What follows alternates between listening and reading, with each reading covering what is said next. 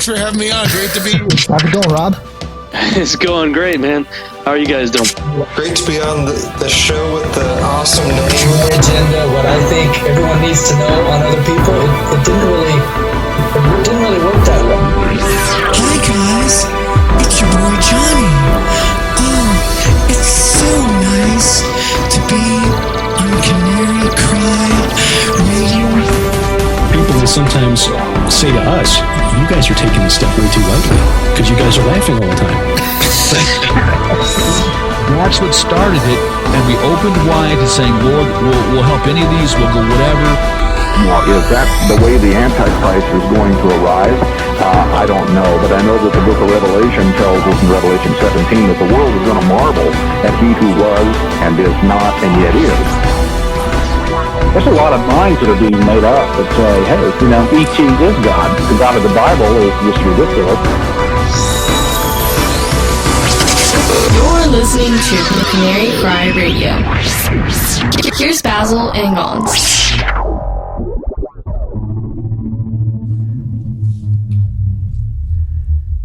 All right. Woo! How come we can't see? Oh, there we are. There we go. Still figuring it out. Getting better though. Yeah, we're doing pretty good. How you doing, Basil? Doing okay. How you doing? Good, man. It looks like your room is much more lit up than mine. Yeah, I've been working on it, working on the lighting. And for those of you who don't know, this is the Canary Cry Radio live stream. And so this is just kind of a time for all of us to hang out, to talk about what's going on, maybe what's trending or whatever, or what you guys are feeling. And, Cool. It's kind of laid back. Something's up with my light, so if it flickers and goes on, goes off, it's because something's happening. Okay. I don't know what's happening. Oh, jeez. Get it together, Gonz. I know. We have to make sure we entertain the 0 people watching us right now, which is perfect because I have a secret to tell you. Okay. Don't. I don't want to know. Okay.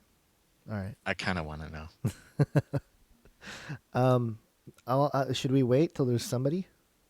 Yeah, sure. I mean, people are going to watch this later, so that's a thing. That's a thing. Did you post the link so all our people know? That might be part of the reason why nobody's here. That might be a good reason why nobody's here, yeah. Yeah. Post the link, bro. Post the link, bro. Everybody, post the link. Post the link. Everybody as in all... Just me. Just you? I'm working on it. I'm trying here. Is that Wirecast thing just going to keep popping up every... Is it popping up? It is. I'm watching it. It comes up and it goes away. Okay. Bummer. That's because we're using the free version of Wirecast. Well, sorry, everybody. We're using a free version. And we're not getting paid to sponsor Wirecast. If anybody wants to sponsor us and buy our Wirecast, that'll be cool. Then we don't need to have a thing. That's another Kickstarter.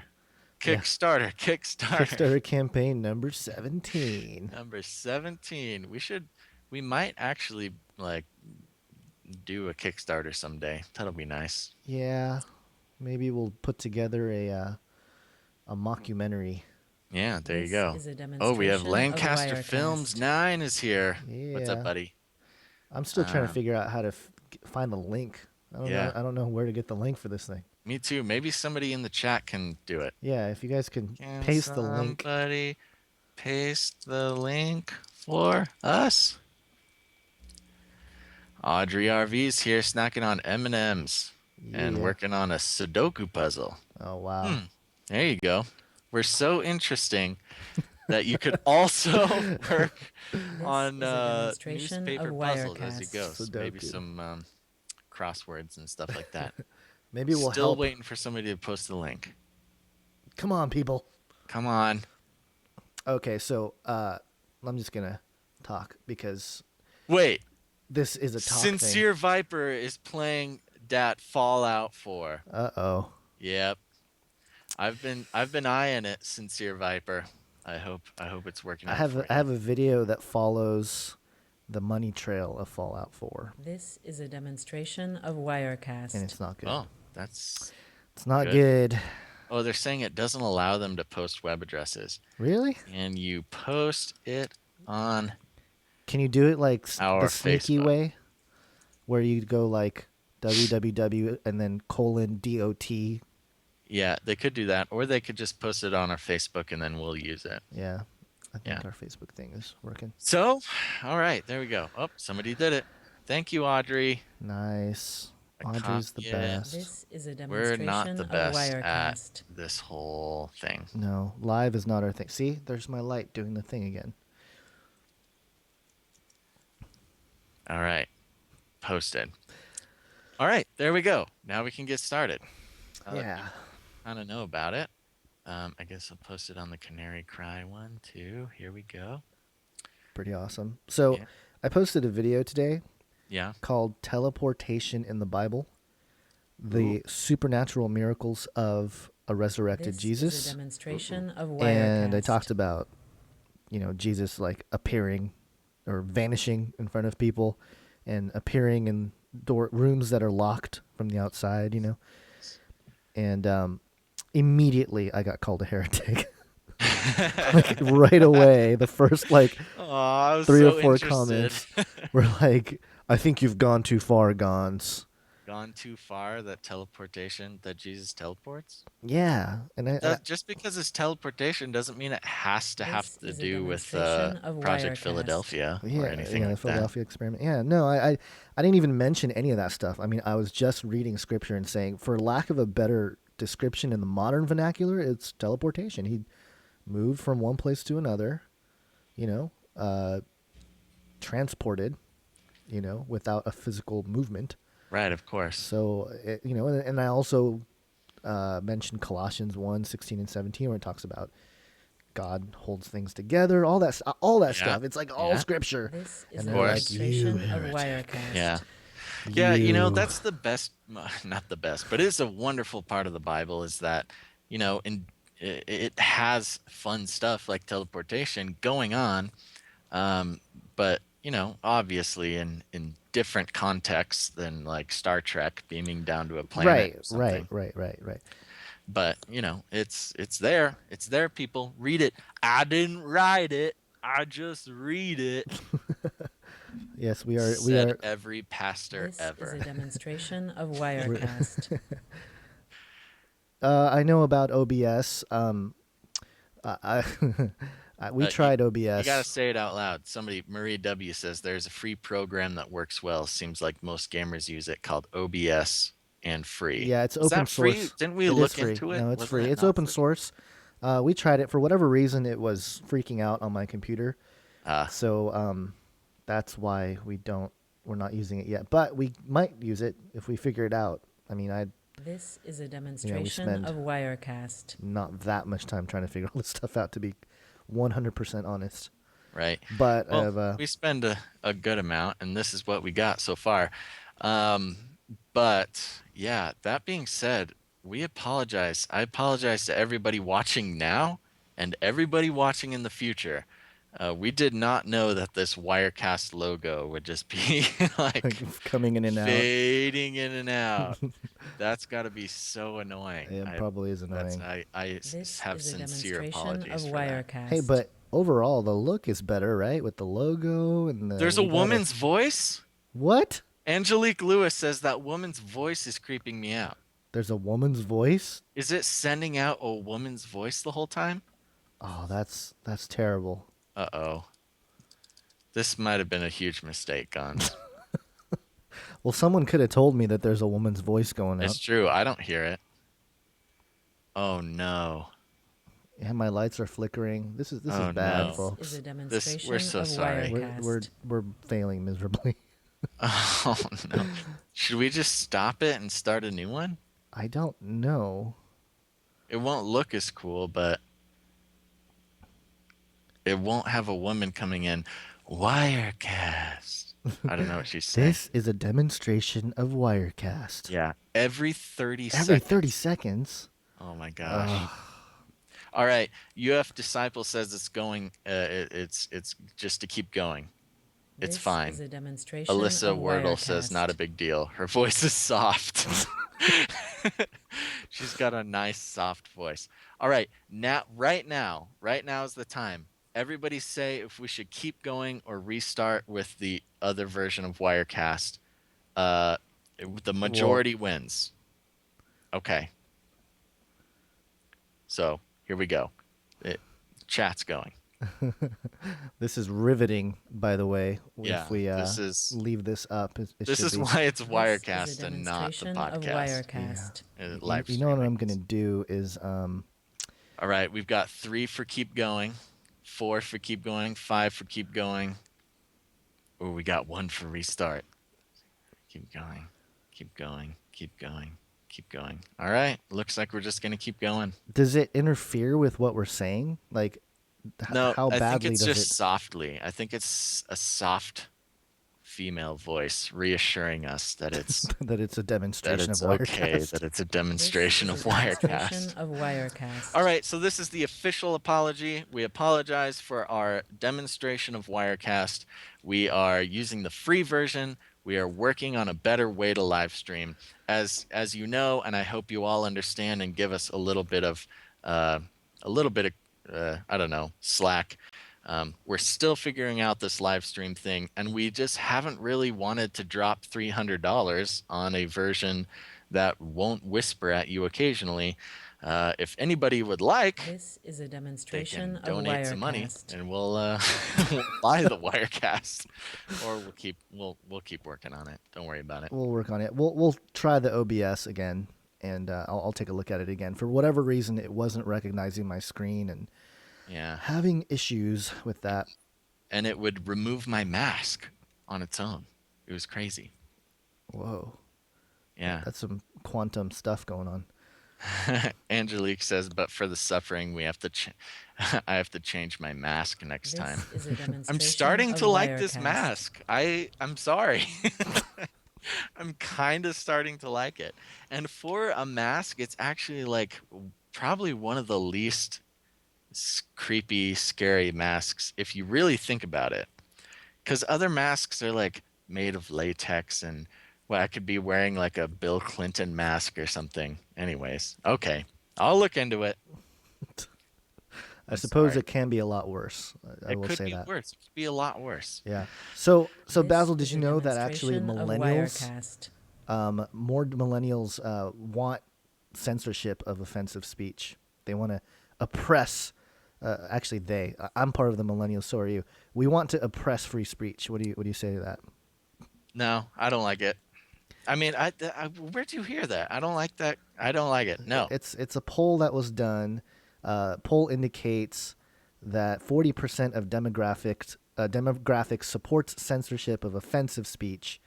It's a Pew Research Center poll, and it's the highest group since. Let's see, I guess it's higher than Democrats. It's higher than non-whites.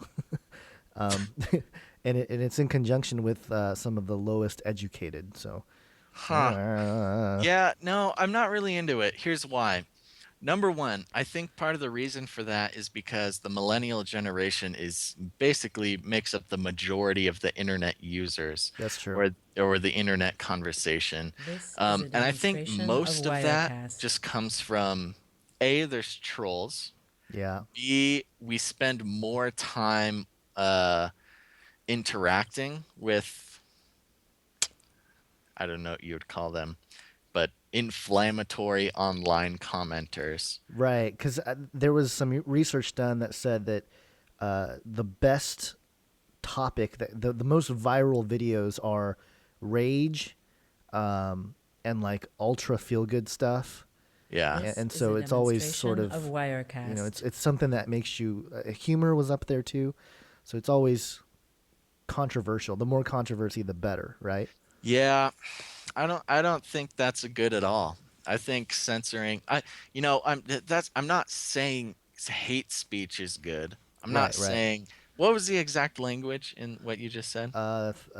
Limiting speech offensive to minorities. Limiting speech. Okay, here's the thing. We should stop being offensive to anybody, whether it's minorities, majorities, whoever they are. It's obviously the human heart is a very dark thing and very sensitive to whims of emotion and things like that. But I think I just think it's a very slippery slope when it comes to censorship. Yeah. And I think we should stop being so offended so easily too. I think a That lot is of us part of it. I think a lot of us tend to be to I think- react emotionally to a comment This is made a or something demonstration of before we Wirecast. either rationalize it or realize it's a troll or whatever it is. Yeah, I mean, I think it's a balance, though. I mean, Well, yeah. I don't think we should make a safe haven for hate speech. I don't think that's a good idea. No. But I do think that, first of all, I want people to realize that when you're on the internet, like that's the Wild West. Like you're entering a zone that is dangerous, and that's This part of the is a exciting thing demonstration about of the internet. Wirecast. Is kind of anything could happen. People could say anything. I mean, especially, I mean, you and I, of all people, should know that. I mean, on a daily basis, we get things that could be considered hate speech, Yeah. or whatever. Put your own label on it, whatever it is, and you just got to realize that they're just, they're just people. Whether or not they say it, people are still thinking it.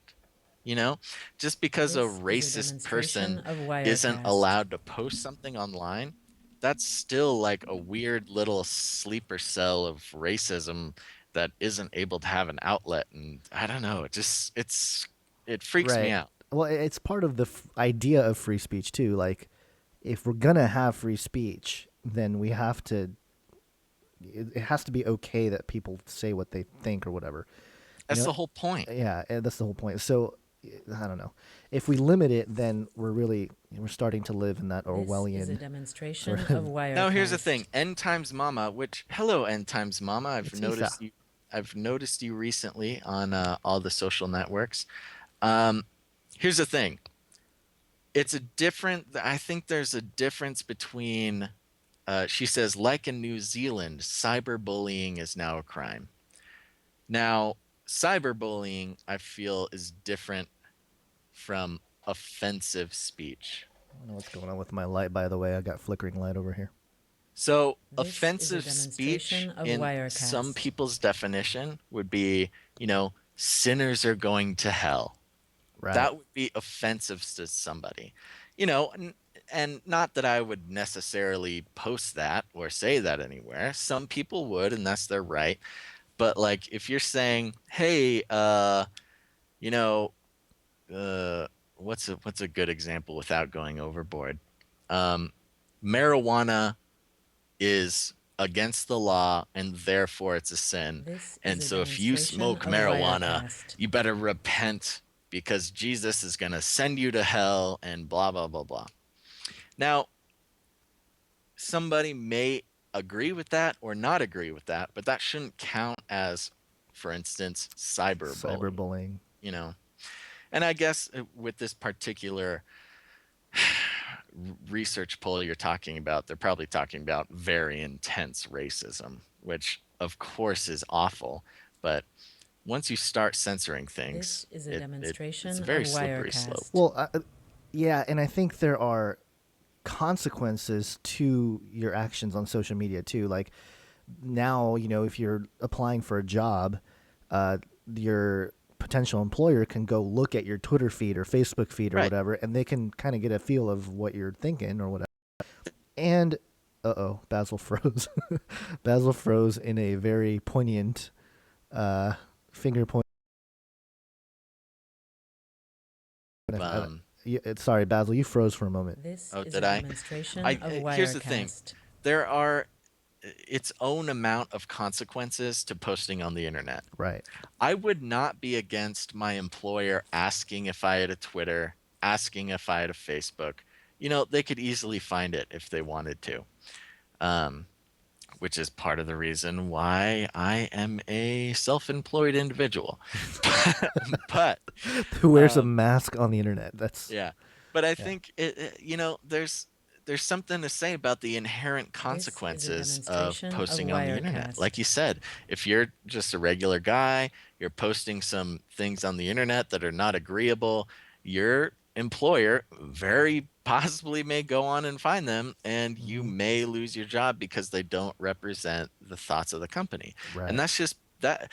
As much as I'm not trying to push for capitalism, capitalist ideology, but in the using the terminology of capitalism, that's basically the hand of the marketplace sweeping you out the door. Wirecast. If the employer sees that you're making hateful remarks on the internet, you're probably going to be gone. I wouldn't keep somebody like that employed. Right, and that's what I'm saying is and like you said, the trolls and that's probably where a lot of it comes from. There's a lot of, even when I tend to, if I get like a few handfuls of comments that are pretty, bullying, I guess if you want to call it that, I will look at their profile just because I'm curious, and I would say 80% of the time, it's a very anonymous account. Right. It's never it's never some person who has established social media platform. It's never that. It's always some obscure, don't know information beyond their name and handle, and their handle's very vague, that sort of thing. So I think, and I've also gotten messages of like, encouraging messages like, don't listen to those guys, they're just CIA shills, right, on your page trying to distract you or whatever. So who knows if that's really going on or not. At least on my page, I know that it's going on. It's been proven and people admitted to it, so I know it's happening. But yeah, I think most people, and I've even seen social media, employees, like the people that are in charge of social media, get fired over tweets. There was a couple sports teams that did a little tasteless joke after something, a loss or a win or something, I can't remember, and they got fired. They're like, sorry, we can't do that, it doesn't represent us, blah blah blah.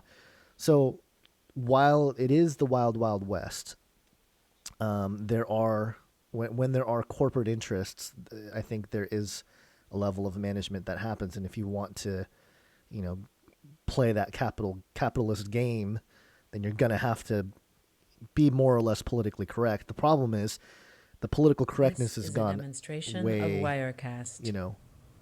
Super hardcore. Like you can't say anything now without upsetting someone, Right. Just so everybody knows, we are aware of the Wirecast woman. We took a vote earlier if we wanted to start without this free demo we're using. Sorry, we did not know that this lady would be whispering at you the whole time. However, we're just going to push through it. So we hope you guys can handle it.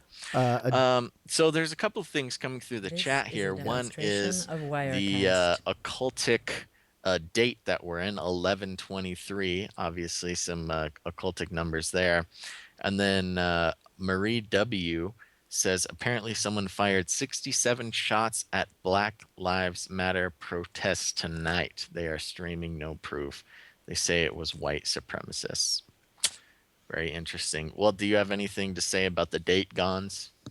No, not really. It's 11/23, 2015. I mean, you can pretty much take almost any date and assign some sort of occultism to it. What do they all add up to, Gonz? 11, 2, let's see. 23, Let me 5, do a little 7, numerology 15, here. 6, 6, You're 7. already doing it. For 13. Adds up to 13. Which is 4. What? Add the 1 and 3 together, which is 4. Oh, yeah. 4. But 13. Also, it's not Friday. It's so Friday the 4th. This is a demonstration of Wirecast. Watch out for those. Yeah. 11/24 over there. There was a question in here too that I thought was a good one. A drumming dog said, "How long do you guys think it'll be until the internet social media starts being censored?" I think we're watching it happen right now. Yeah. I think the ground is being laid, and also it's happening. It's been happening for a while. Facebook does control which posts get posted. They control which Facebook videos get viewed or not viewed, or they count the views. Strange. I mean, it's a whole weird system that Facebook has got going on. They're definitely using their absolute control over their thing. Yeah, yeah. Jeez, my light is really interesting over here. You know, I haven't noticed it. I keep missing it. So good. Yeah. So we got a weird light. We got some lady whispering, "This is a demonstration of Wirecast." There's a lot going on. Yeah. You get more than what you came for. Yeah. Let's see. Well, yeah. How did we get into that? Millennials, internet. There is that CISA thing that passed, where corporations can now send the FBI, the CIA, the alphabet soup agencies private information without any legal ramifications. And right. I didn't even know about it until the day they were voting on it, and then it passed, and it was like, too late. Yeah, well, it was one of those secret votes. Of Wirecast. Yeah, and they do a lot of that during Christmas time too. So we should keep an eye out for, what kind of bills they're trying to pass. Like the whole. Yeah, I saw your finger go up. Well, I was just gonna say, when we first started Canary Cry Radio, it was kind of in the midst of the Occupy Wall Street movement, and we actually paid a lot of attention to those types of things. The early versions of the TPP and things like that. And we kind of haven't been reporting on it too much, but maybe we should start paying more attention and let people know. Yeah, there's a lot of good podcasts and YouTube channels and stuff covering that stuff. So yeah, that is a thing. Yeah, we would be a little late in the game to try to really be impactful in that area.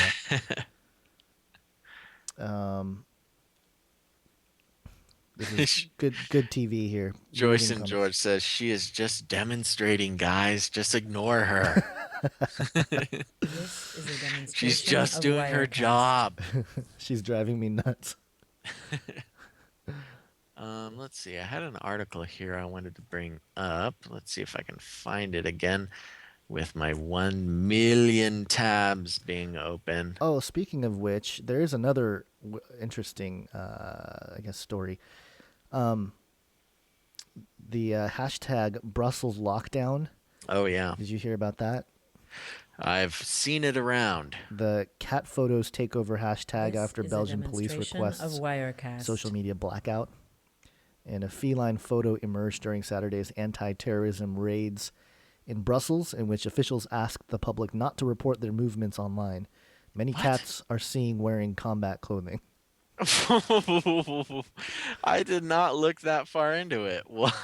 Yeah, TheGuardian.com reported national emergency. Belgians respond with cats.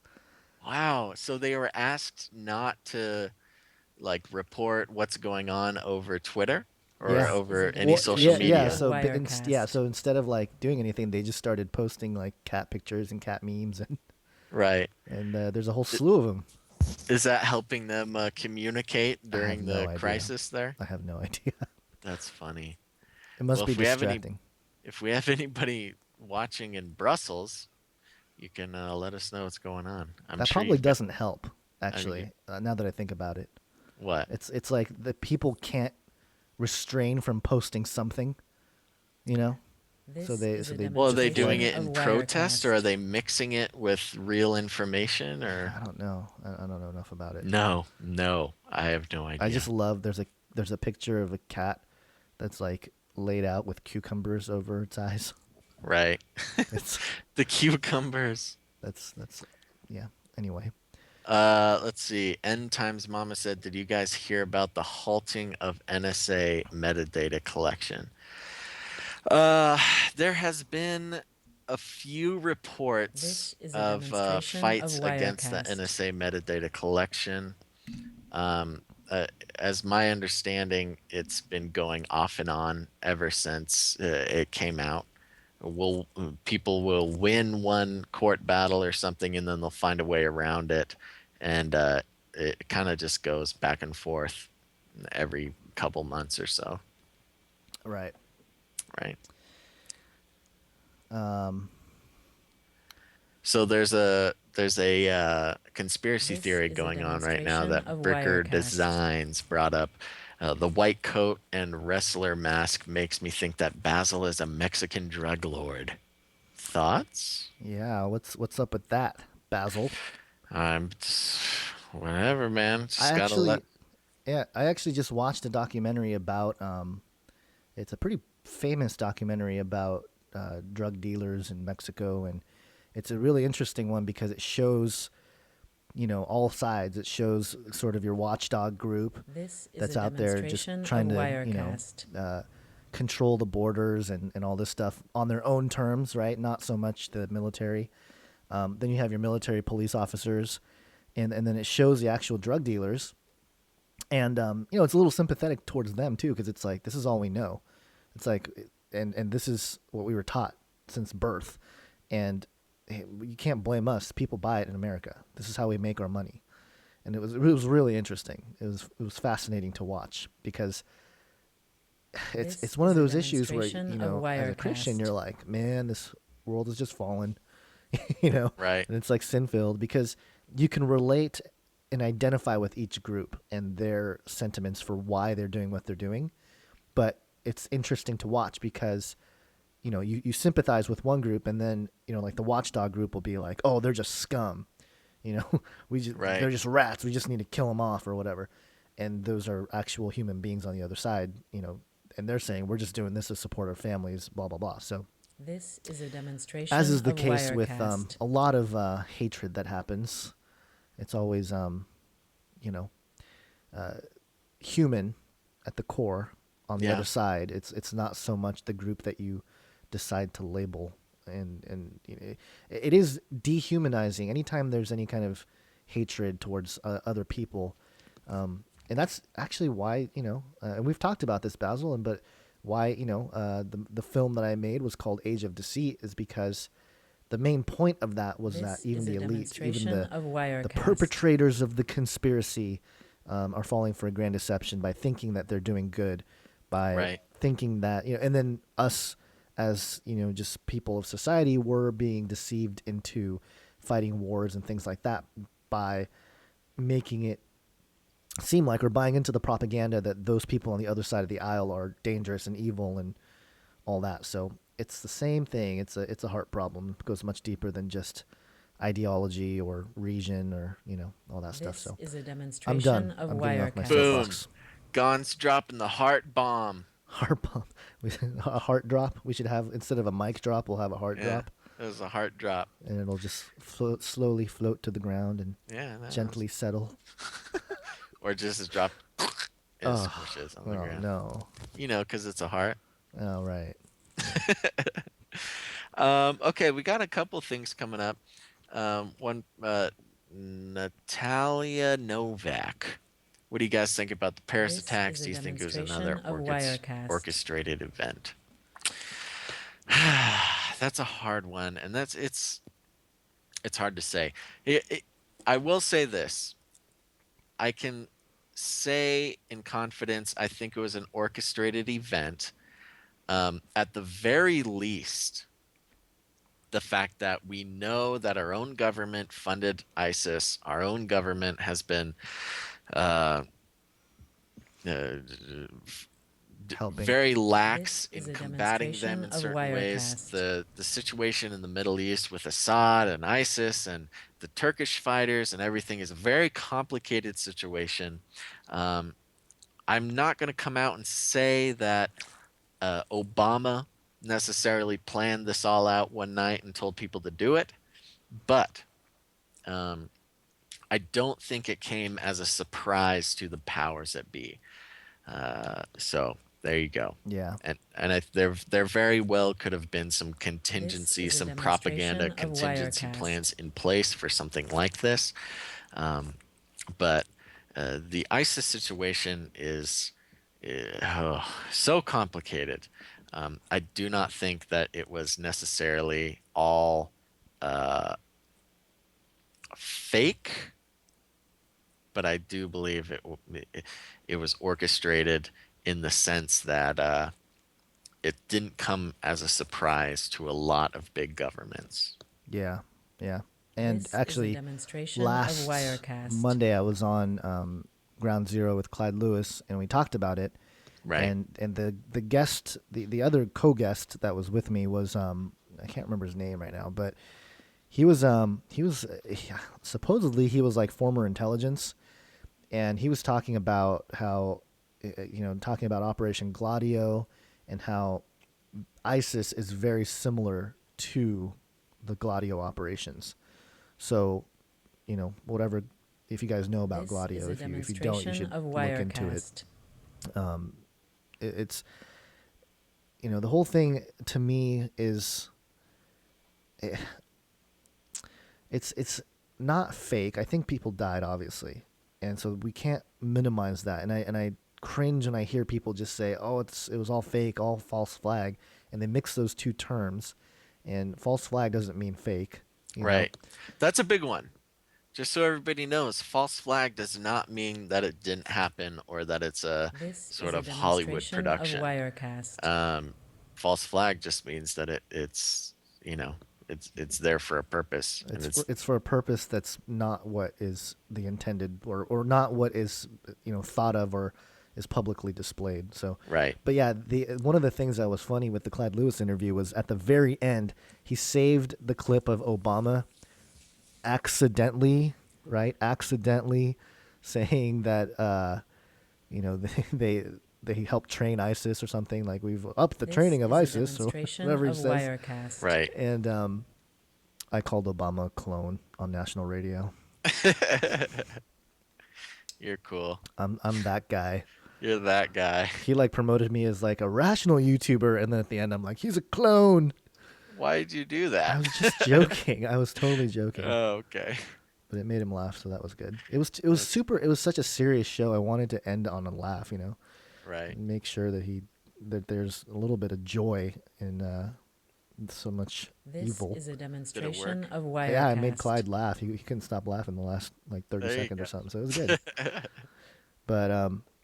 But yeah, I mean, more information is going to come out. Everybody has a little piece of information that seems to support the idea that it was, planned out in some way or another.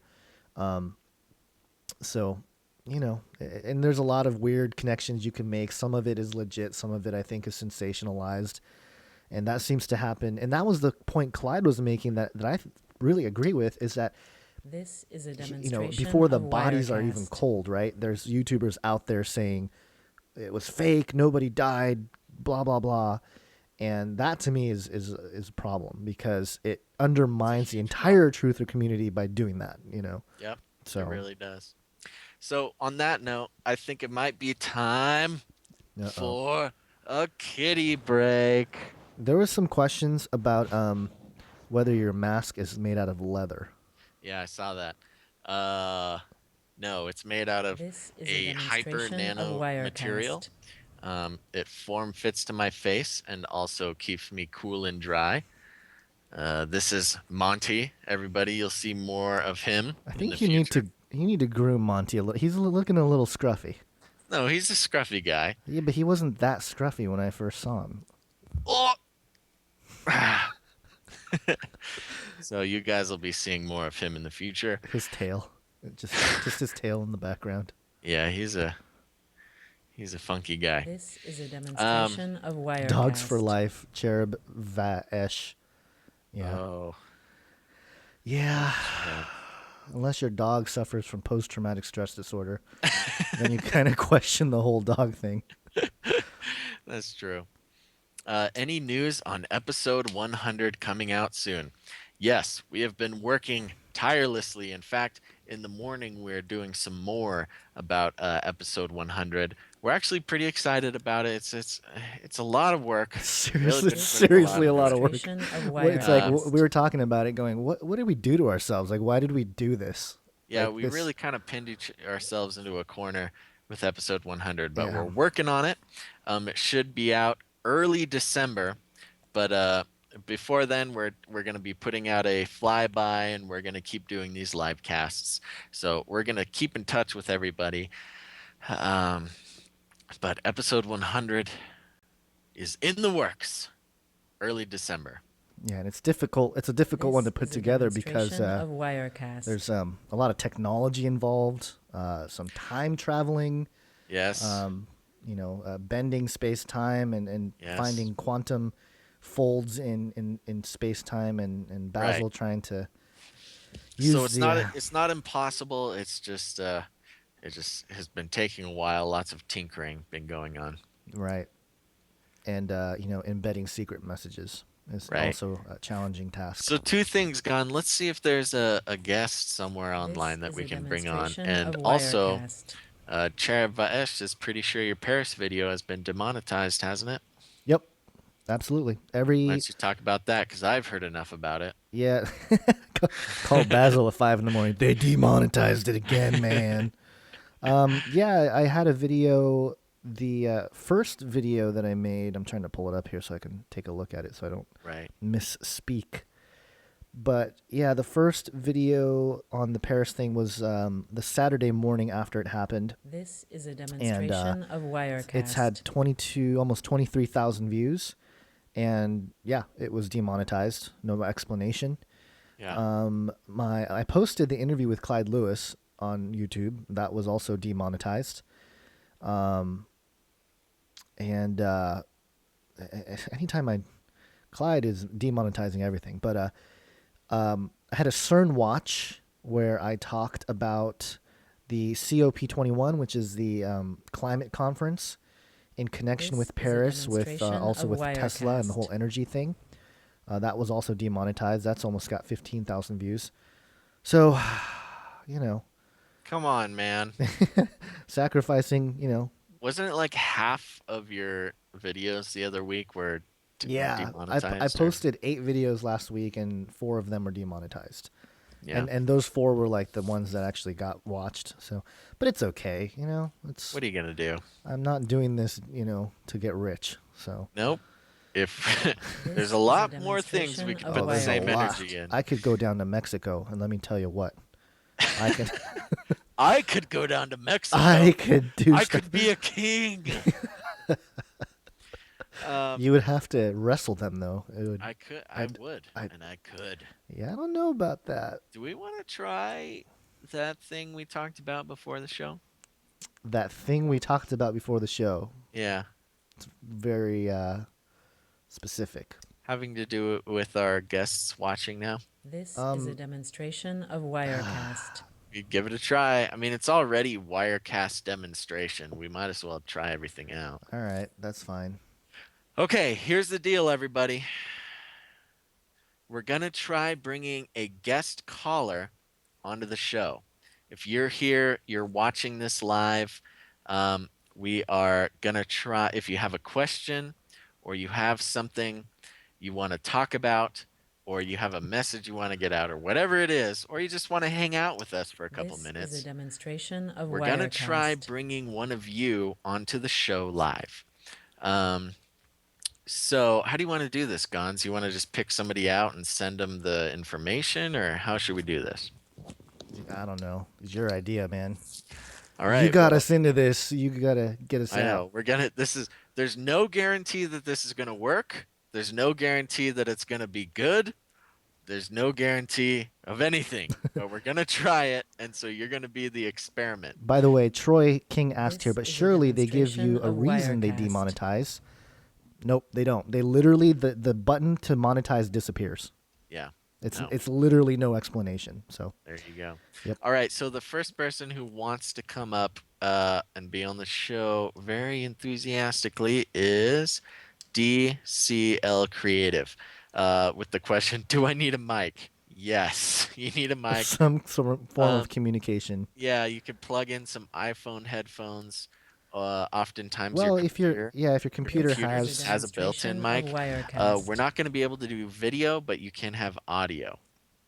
DCL Creative.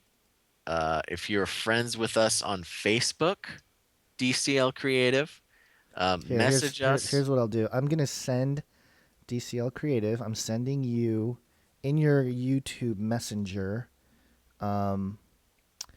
I'm going to send you my handle, my Skype handle, and send me back yours. This is a demonstration of Wirecast. Try to connect on this Skype machine. By the way, Basil, I don't know if you noticed, I got my Skype machine working again. You did? Did you ever figure out what the problem was? I did. I had to erase a folder And weird. Yeah, my Skype was crashing. I would open it and then it would crash, and there was nothing on the internet to help me. And it's a sad day, sad time when internet can't help you. Yeah, it is. So, I'm also talking to a This young is a lady friend of ours, demonstration of Gonz, and she Wirecast. is getting ready to come on when she's available. Cool. Who's that? Miss Natalina. Oh. Yeah. This is riveting radio. I know. Or TV. What are we doing? TV? YouTube. I don't know what we're doing. That's why this is weird for us. Yeah, we're not used to being watched as we do stuff. I know. Okay, so how's it going over there with DCL Creative? I am waiting This for is a a response. I guess I demonstration should of probably look in my Wirecast. messages or from Canary Cry Radio. DCL Creative says, I'm freaking out. Getting my mic on.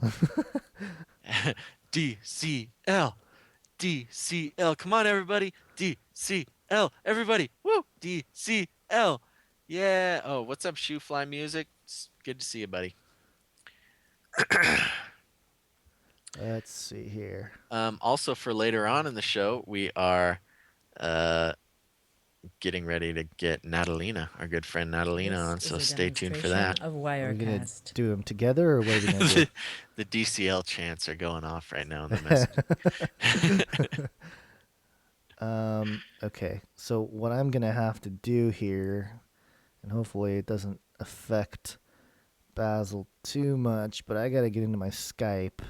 Okay. And so here's what I'm gonna put Basil where Right. I'm so everybody usually knows. seen. Again, like This we is said, a we're using demonstration a of weird Wirecast. demonstration of this software. We're trying to figure it out. So we're gonna try to see if we can get DCL on here and learn the true identity. Whoa. Whoa. Yeah, that happened your reaction was kind of slow I know. Well, our reaction is slow on everything. on everything. We watch it a little bit later. This is taking too long. DCL. This is a demonstration of Wirecast. DCL, are you there? Oh, here we go. Okay. No, I'm talking to him on Facebook over here. Him or her. Or her. By the way, the Google thing for today is like a evolution. It's the 41st anniversary of the discovery of Lucy, the alleged missing link. Right. Yeah. Okay, I lost you. Sorry. This is a demonstration okay, we're working of on it over here. Wirecast. Back to normal. This is so unprofessional. It kills me. It's okay. We already have a lady whispering. That's true. You know, this is like this is obviously a trial for everybody, everything going on here. So how's DCL going on over there? I have his handle, so I need to. Okay, I'm gonna try to do this not on the screen so that everybody can see everything. Let's see. Add contact. This is a demonstration of there's his Wirecast. thing, and okay, I just added him to the contact, and we shall wait and see. Okay. Today is Doctor Who's birthday. Angelique Lewis points out. Who? And Doctor Who? Who? Oh my gosh. Gonzo. Doctor. Doctor. It's the and, Doctor. And it's also Basil's This is a birthday. demonstration of Basil is a Time Wirecast. Lord. I am. That's right. Yeah. Those of you who watch the show. Yeah. I get confused when I watch it because I don't watch it like all the way through. So Yeah. I jump on and like a couple times I'm like, hey, what happened to the Doctor? Yeah. And it's like, it's a different guy now. It's you like, gotta oh, stay focused, man. it's hard to stay focused. I've done marathons and I'm still like, missing a bunch of. I watched a lot of it when it was David Tennant. This is a demonstration Sure. of Wirecast. How's DCL going?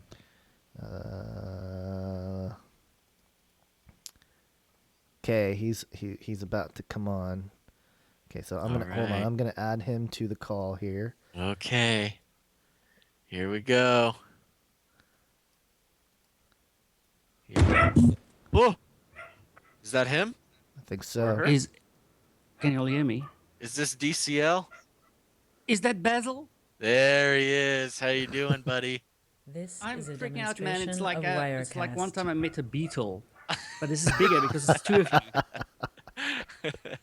I just want to say, I just have to say, every time I go on the radio, I'm absolutely compelled to say, "What's up?" Get your Johnny Iron on there. Yeah. Old Johnny, where's he, by the way? He's around here somewhere. Johnny's never that far away. Yeah, he's easy to reach. Here, does it help if I move to this side, Gonz? Okay. So, DCL, you have dogs over there? You a dog man? Can you hear it? I can. I hear something over there. Where are you calling from? I'm calling from Cape Town, South Africa, and I see there's quite a few of us in here because it's probably the only country that's awake now. It's sort of like coming into their morning. Yeah. All right. Well, what's up to other South Africans? Yeah.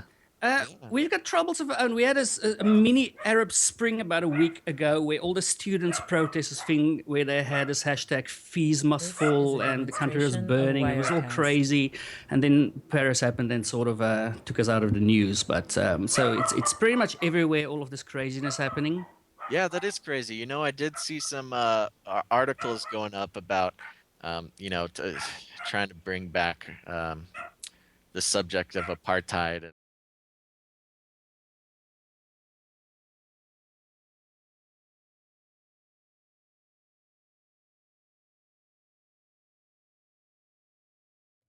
This is a demonstration of Wirecast.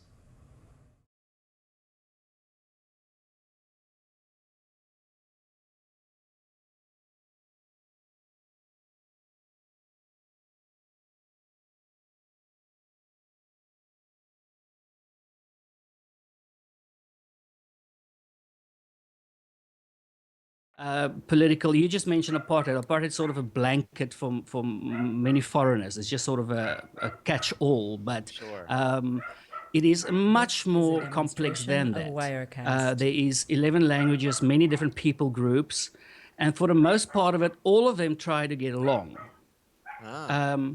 But some of them at times might not want to get along, and a lot of socialism happening and then playing this race card to get their agenda going.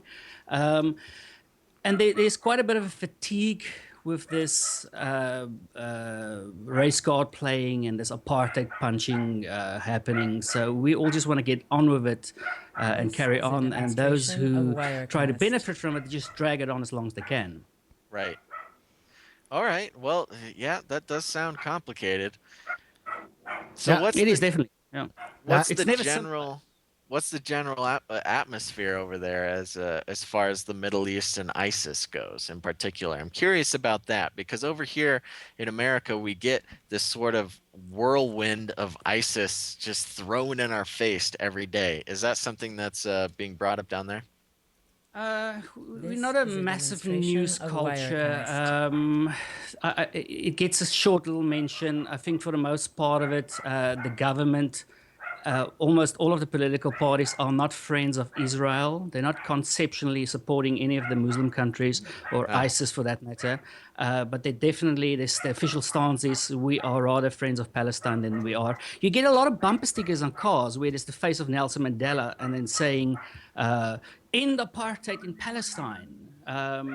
So you see it a lot here where amongst the Islam community that they equate apartheid and the thing that's happening in Islam.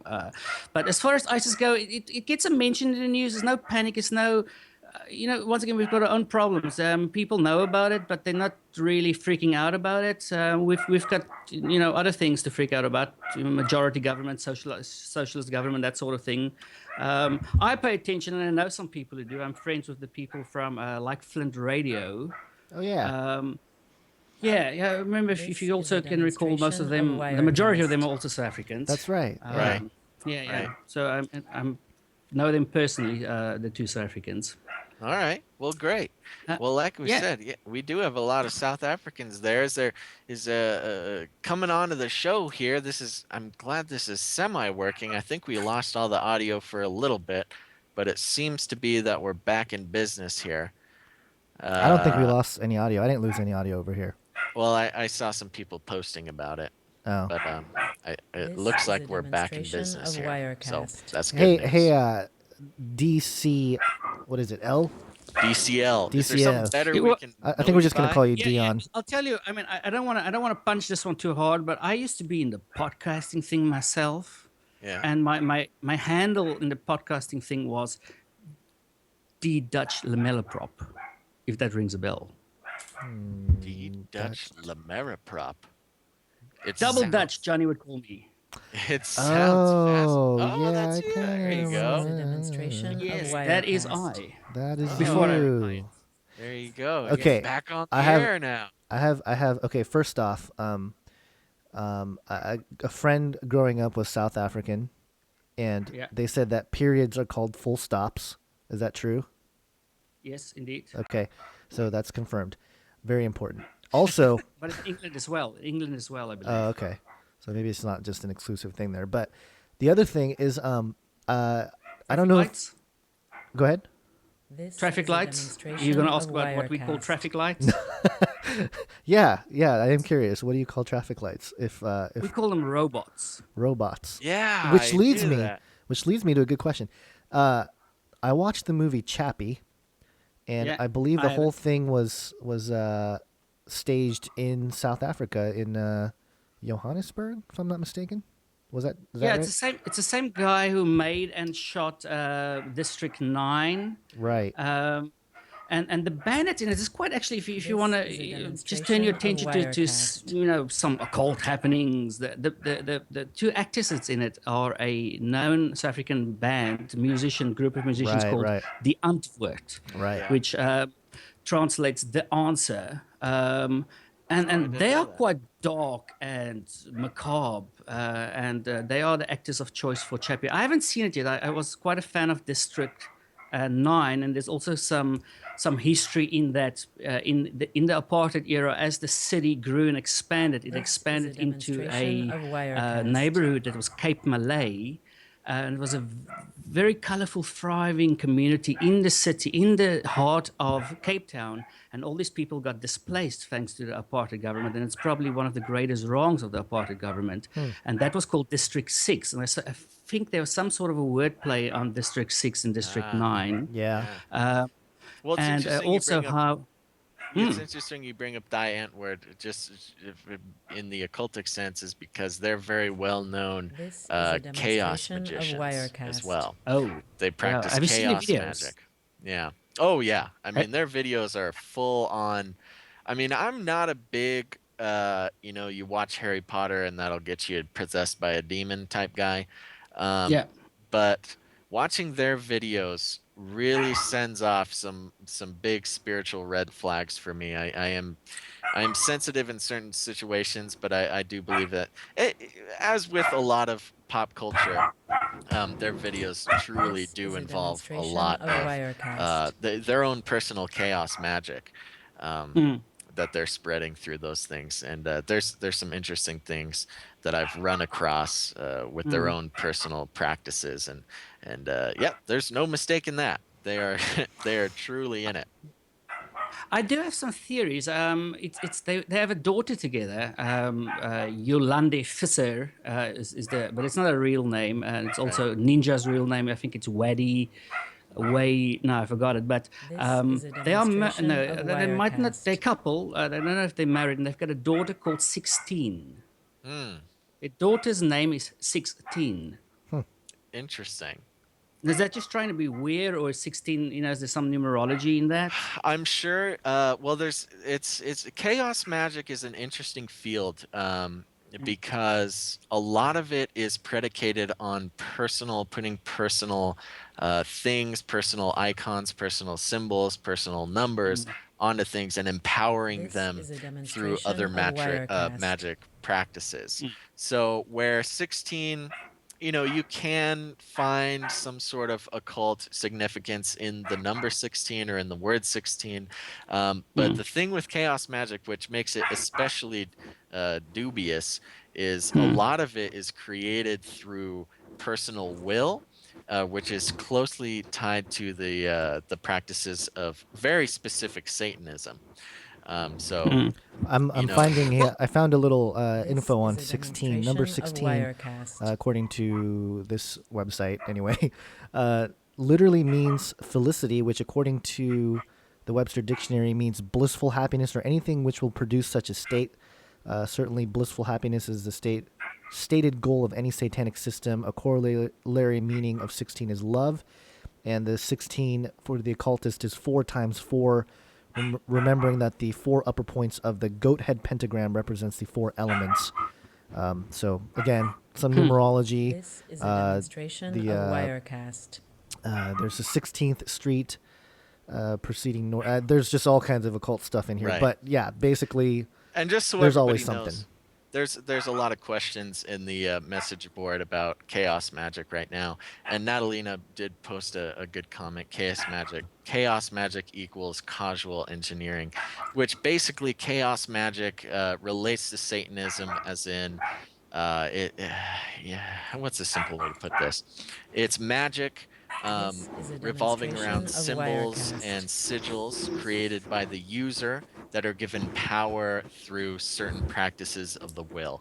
It's a kind of a new type of magic, not necessarily correlated with old types of magic, but it is, obviously very occult in its nature. And it makes sense that in the and I don't want to spoil it for anybody, but in Chappie, the goal of the film is immortality. This and is a demonstration it's of via Wirecast. technology and via robots and stuff. So no surprises there. The whole transhumanist agenda and everything is pretty straightforward. And, I was upset because I was a big Short Circuit fan, when I was a kid. I liked Johnny Number 5. And I felt like they just sort of ripped off Johnny Number 5 and made him into like a transhumanist thing, even though he was a robot to begin with. I was going to say he's a little bit transhumanist as it is, but all right. Well, DCL, Mr. DCL, is there anything you got any other questions or topics to talk about? I know we have Natalina waiting in the wings, but I'm actually kind of enjoying having a listener on here. Hey, South African. Yeah, as I said, we're so narcissistic as we can talk about South Africa all along. But yes, I do have a question. I don't want to dominate too much because I'm very well caffeinated this time of morning. So do excuse me to cut me off when you have to. But Gonz, we've been in communication over Facebook, and it's something that fascinated me because I'm such a curious person. And this whole plague doctor video. Right. I could tell you've got a lot on your plate, so you've just had a superficial look at it. I know you're interested by it, but when Clive Lewis hit that topic, I noticed you messaged on the edge of my. Yeah, I noticed you messaged me, and you had some more information about it that you had kind of looked into it a little more. It's just interesting that the second one surfaced. Basically, what I want to bring up is another one came out, which in my opinion was more higher production value. The first one almost looked amateur. And it's single frame. And just for people that don't know what we're talking about, there was a video that was produced by some unknown person that was posted on YouTube. It went viral. It shows a video of a guy wearing those old I don't know what you call it. Those, it looks like the plague doctor. The plague doctor. Yeah. And embedded in the video are all kinds of codes and different information in the static and the very images. deep in the metadata of the video, right. in the coding of the video, in the spectrometer of the video, all sorts of messages. Right. And some of it had to do with interesting correlations with potentially what we saw happen in Paris. So that's why the question was posed. And I mean, one of the messages was in there, and I didn't notice it until Clive pointed it out. One of the cryptic messages was 2015 will have 3 of them, and apparently 2015 have free Friday the 13th. Right. Now, I don't know how rare that is. I believe it's quite rare if it's 2 Friday the 13th. It's every few. It's not that rare. I looked it up actually, and it's every. I think it's like 2, 3, 4 year increments. There's usually a year with 3 Friday the 13th, so it's not as rare as you would think. So, okay, but still, I mean, there was the one clue that was in there, and his theory as well. It always brings it sort of back to something that's more level-headed, in that might be the marching orders. But there was a few inconsistencies with the story, in that how it was uploaded and all sorts of other things. The fact of the matter is, somebody sent a DVD, and even in the menu of the DVD, there was encrypted messages. So there was that inconsistency that it just appeared online. And then the secondary story that, it also got dropped or sent via a DVD. But the second one is why I thought it's more relative, and that's why you and Clive and everybody should just get Mr. Putnam to make contact with them, because both the Morse code, immediately when that video came out, it was like 2 minutes old when I jumped on it, and I had a little program to decode the Morse code, also the spectrometry, and in both the spectral view and the Morse code, it had the prophecy of the popes in the original Latin. Interesting. That is interesting. But my theory is that the origin is not the same. If you download both videos, the first one, I believe they come from Poland, which uses the PAL broadcast system. The second one wasn't PAL, it was 30 frames a second, which is not quite NTSC, the broadcasting system that you use over there in United States and Canada. Right. So neither by look or by character, you would say it's the same origin. So either the one is imitating the other. Personally, I believe it might be a prank, but why would they, insert the prophecy of the popes in there? That is the thing that makes it curious. It's if you know why, then it sort of sheds a lot of light on it, and until it does, it's a mystery. It might not be significant, but you don't want to ignore it just because you think it's silliness. Right. Well, yeah. I just haven't had the really time to look into it too much, but that is really interesting. And I think with Clyde, he was saying that they had discovered. I can't remember what language it was, but you had told me that it wasn't that language that they said. And so there's probably a lot more in there that you just got to dig through, and it is interesting. And I will say that if it includes the prophecy of the popes, you know that what that tells to me is even if it is a prank, that they are, you got to look at the. You got to look at the suspect at that point. If they know about the prophecy of the popes and they're putting it into this whole thing, that makes it a very special type of person. This isn't necessarily simply a kid putting together something, thinking people, is thinking there's going to be a assassination of a president or a world leader. If they know about the prophecy of the popes, there's a good chance that they know about a lot of the other end time stuff, occultic stuff, maybe even perhaps having to do with the dark side of the Vatican. It is. I won't say it's specialized in that nobody knows about it, but it does put a very interesting profile on whoever made it. Right. That they're aware and alert, and also that the work, probably the popularization of the prophecy of the popes recently with Tom Horn and Chris Putnam's book, has something to do with it. Whether it be just some kid, even if it is some kid, and they see that and they say, "Oh, that's really interesting. Let's put that in there," or not. So. And I have taken a look at some of the deep data on that thing, and it would take a very knowledgeable person, at least somebody with an extreme attention to detail.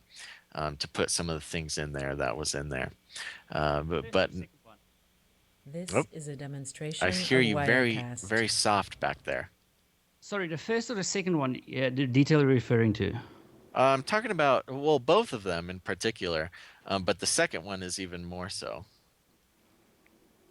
Yeah, there was an interesting thing in the first one where behind him appears what looks like a V with an A at the top, and that I think was the code of this cipher, which is also called the Mason cipher or the pigs in a pen cipher. Right. So in the first video, he gives you both the key and the way of decrypting it. Wirecast. Right. Which is, it kind of gives you the idea that this person is sort of playing a game and wants people to figure it out, obviously. But here's the thing with things like this, if somebody they'll give you an answer to figure out something if they want you to figure it out, but when they come back and give you a second one and there's less clues and the clues are actually more difficult to decipher and they're not giving you the key, it's almost like they're weeding out the amateurs of who can decipher the thing. And it sounds like you've spent a little bit more time deciphering it than Gonz or I have. However, have been following the story. So you might actually have a little bit deeper knowledge into what exactly they say than we do. Well, I must admit, I do not. The first one intrigued me, and I perhaps spent like an afternoon on the pigs in the pen cipher. The second one is just the Morse code and the spectrometry that I ran through my programs, and that's when I saw the pigs in the pen. And there's with the second one, I scrubbed out all the single frames that had it's stupid things like they would type something and then change the font to an arrow font, which Microsoft Word, which is all arrows. So you have to now go type out all the characters, look at the arrows, and that made me feel a bit like they was toying with us. These guys just having a laugh somewhere. Yeah, I did see that. That is the thing with these videos, is it did go back and forth for me. There were some simple things like that, and then actually in the first one, if you process the waveform of the sound, there were some very graphic things. The police file pictures of ritual murders and all sorts of things like that, which would be a little bit more complicated to encode than simply typing out something in a different font. So during the satanic panic of the 90s, there was this rumors, and this is long before social media, but there used to be this rumors going around that Satanists record cursings onto either VHS tapes or audio tapes, and they pull them out and put them, by the roadside, and then there would be accidents happening there. So if you see a pulled out audio tape next to the road, be cautious because there's a curse going there, and trying to make it was all madness. But I can't help to sort of think perhaps just there was, such a thing encoded in this as well, in theory at least. Right. Okay. Say that one more time. Say what? This rumor that we had here during the satanic panic in the 90s, middle and late 90s, where the rumor was that Satanists would record curses. Onto audio tape, and then they would pull these audio tapes out and just let them, sit in a bush next to the road, sort of thing. Right. I actually have heard things like that, and with this new internet thing, I actually went doing research into some certain occult groups. I have seen things like that. Actually, to bring it back to the chaos magic, I have heard of certain people. Chaos magic is a fairly individual practice, and fairly loose. And I have seen things like that. Well, they will record certain of their individual spells, or even sigils. It includes making up sort of your own signs and empowering them with things, and they'll write their sign or their sigil on a card and hide it in a place where certain unmentionable things happen. Now, you're now describing in detail every music video from the Antwoord. Exactly. That's exactly what it is. I powerfully believe that they use their music videos to enhance their own personal chaos magic. This is a demonstration of Wirecast. Gonz, what are you doing, buddy? Gonz, we're having a conversation. I know you're having a conversation. It's a very heavy conversation. Things here.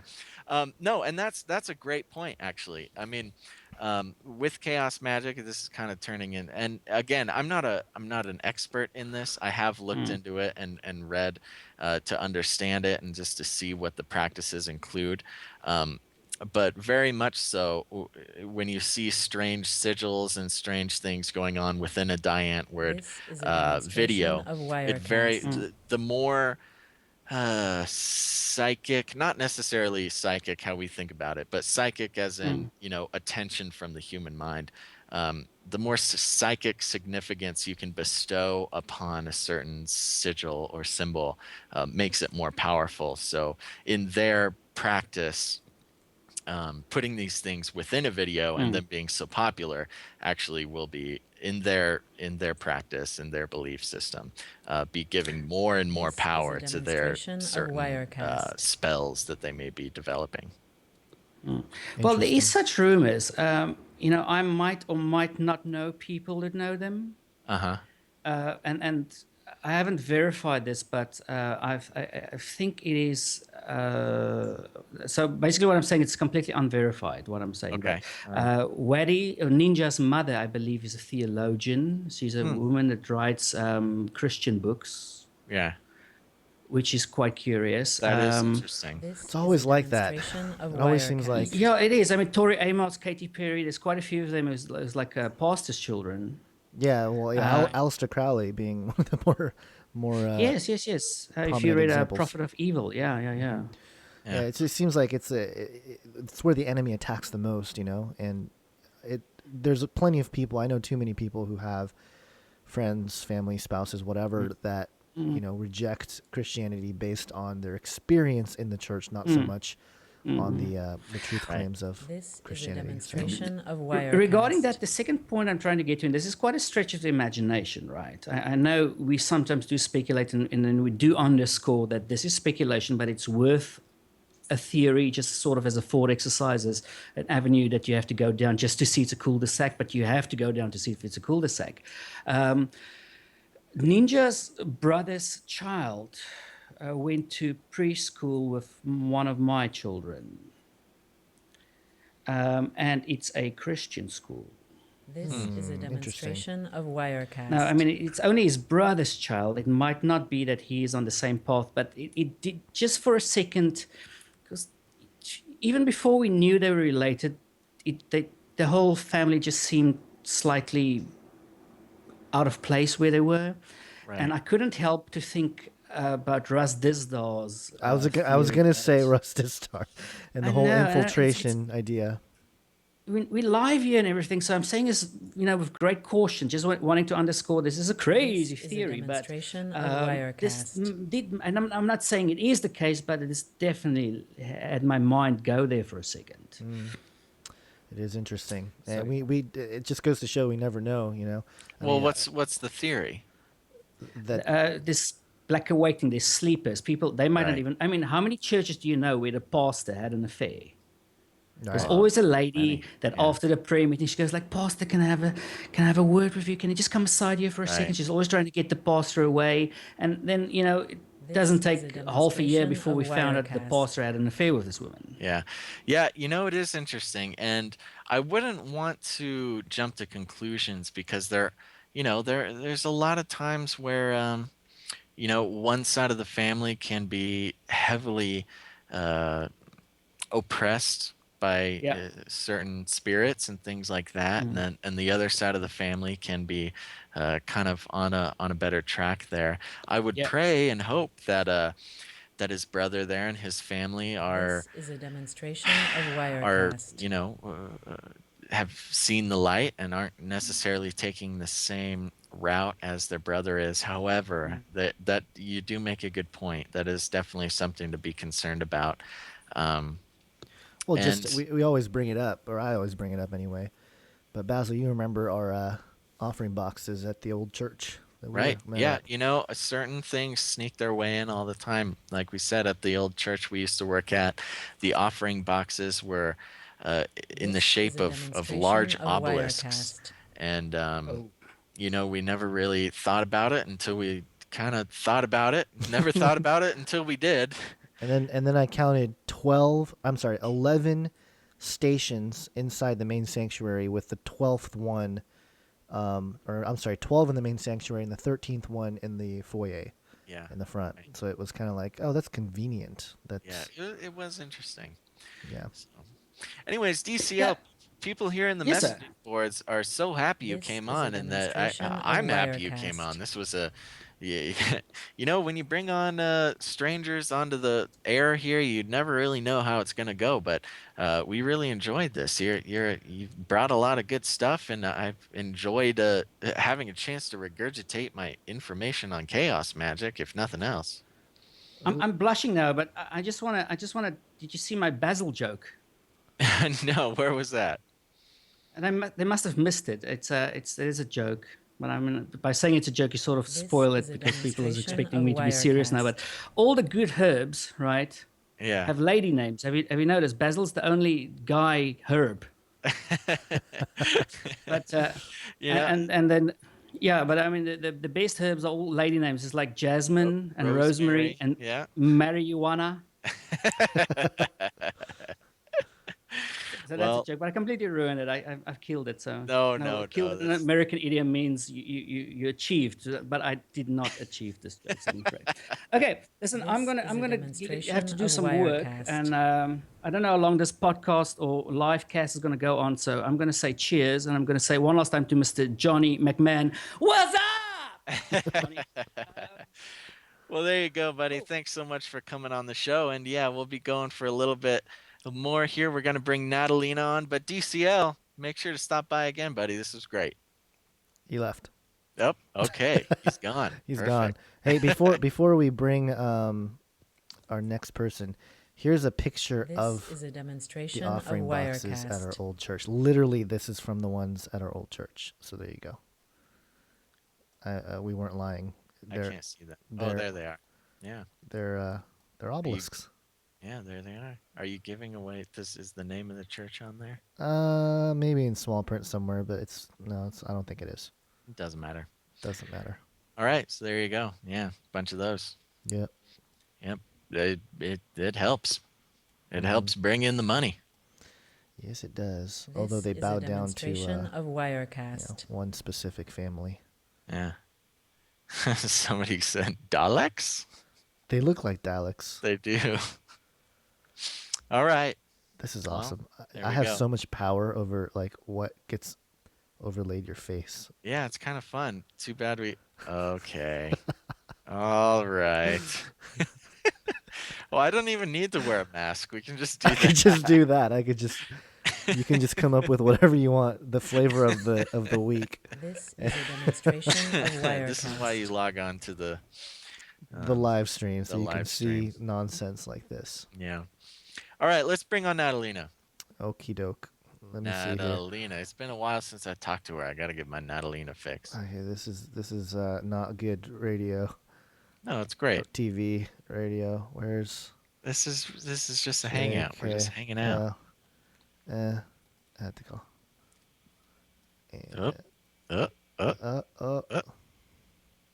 This is a demonstration Hello. of Wirecast. Hi. Hey, How this are is you? a demonstration of Wirecast. Oh my gosh, I'm hideously embarrassed about that. Hideously.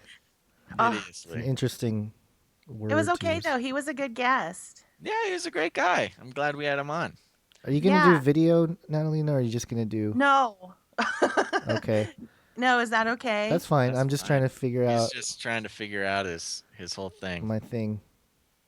There you go. This Yeah, is a no, I demonstration mean, of if you guys didn't do Wirecast. these like at the last minute in the middle of the night after I woke up from naps, maybe, but Why are you waking up from a nap at 11 at night? I have really weird hours, you guys. Yes, you do. Gonz knows. Yeah, I was working on publishing a podcast all day, so I finally got it done, and you know how that is, then you just crash out. So Classic. yeah. So what's this one about? Is this the one you talked about last time? No, this one is with This our is a good buddy Josh demonstration of Peck. Wirecast. There you go. And let me tell you, you guys, it's really, really good.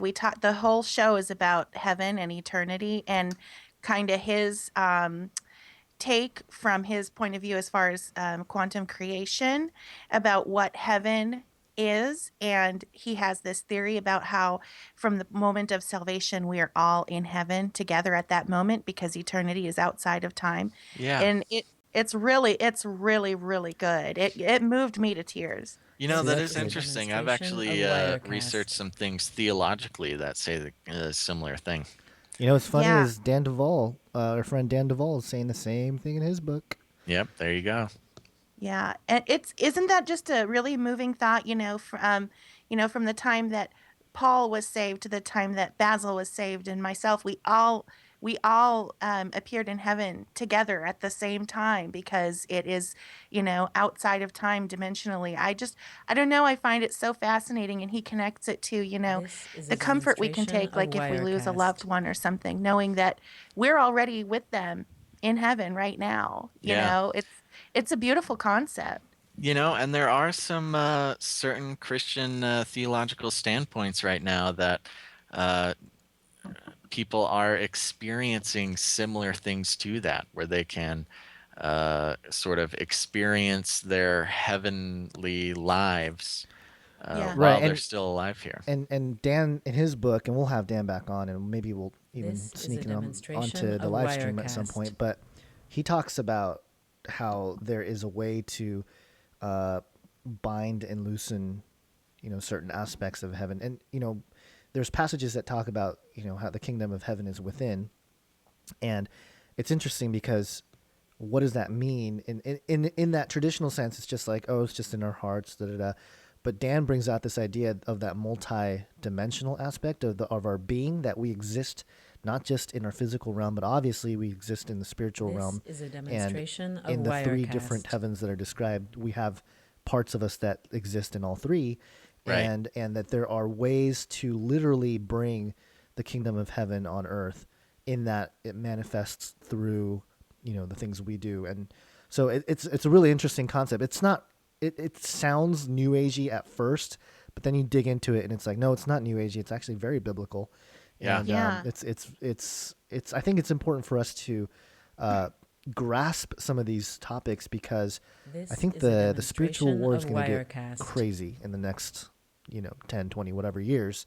It's going to be important for us to really be equipped with some of that stuff. So Absolutely. I agree. and that's why I'm making that film on the supernatural. So Yeah, it's really important because, I think the new agey concept is actually what I think a lot of sort of mainstream Christians think of heaven, in that we are just going to kind of go up there and become this energy of love and just sort of be absorbed into God. Right. That it's going to be this really sort of ethereal type This of is a existence. demonstration Whereas, of Wirecast. if the scripture gives a lot of clues that heaven is actually going to be a hyper physical experience, and we will retain our personalities. We'll know who we are. We'll know who other people are. It's not going to be sort of this sort of nebulous existence where we just sort of are a vapor. It's more of, scripture says that earth and our existence on earth is a shadow right. of heaven. So we can only expect that heaven will be like Earth, This is a but demonstration a of heightened Wirecast. experience, more vibrant, more intense, because a shadow, what is a shadow? But it takes the shape of the thing that is casting the shadow. I think it's just such a moving thought, if this is what the creation we can see, and heaven is part of God's creation, then it only stands to reason that it's this heightened, amazing, even more wonderful than all of the natural things that we see with our eyes right now. I just love it. There you go. Well, everybody make sure to go check out that This episode. is That a actually, demonstration of we might have to Wirecast. just play it live on the air right here. Just hit we'll play. be like, yeah, we'll say, hey, we're broadcasting our episode, which is going to be Natalina's episode. We'll just hijack it because we're cool like that. Fun. Well, and the other thing is that about the second half of that interview, we brought on Josh's wonderful wife, Christina, who I know you guys Hey, know. Christina. And she is just the sweetest girl. And She is.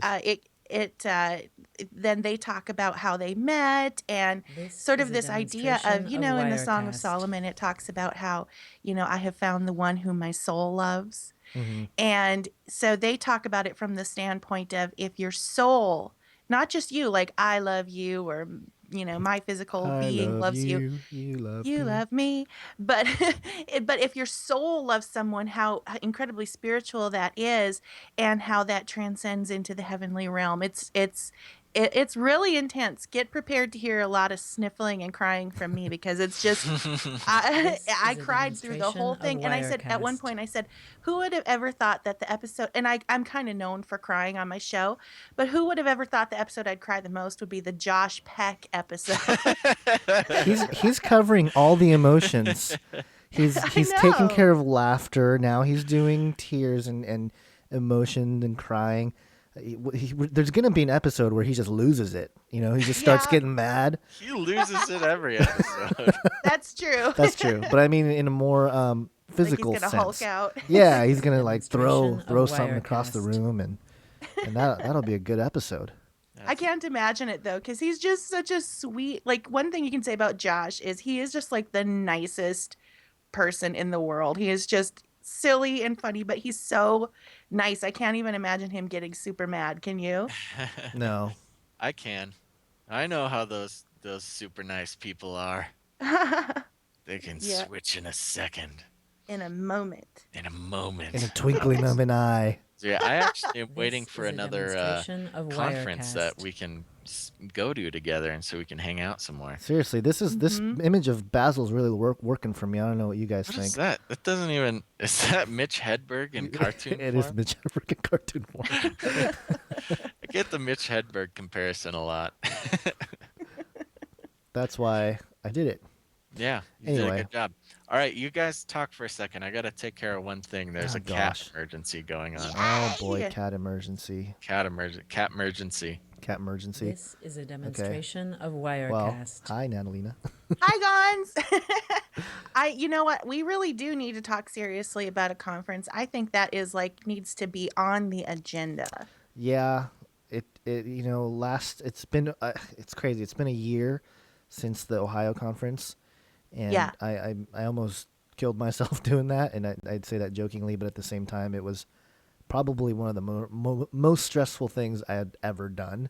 Yep. And even at the thing, there's pictures, Chris Putnam and Josh, they were posting pictures of hey, it's been a year since that conference. Mm-hmm. And, there's a couple pictures of me up there or whatever, but all it does is bring stress. I see those pictures and I just get stressed out.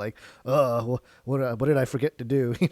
That was a really rough one, but you really pulled it off. I don't think that there was enough discussion actually about how successful that conference was, just in not only just in the people that you managed to gather for it, but also in the live stream, which was so incredibly professional, and just the content that was involved. I mean, that was a good conference. It really was. I know it stressed you the heck out, but it was a really good conference. Yeah, and I'm not trying to take all the credit. It was actually the help of a lot of people that came together. It was a good team that was local there.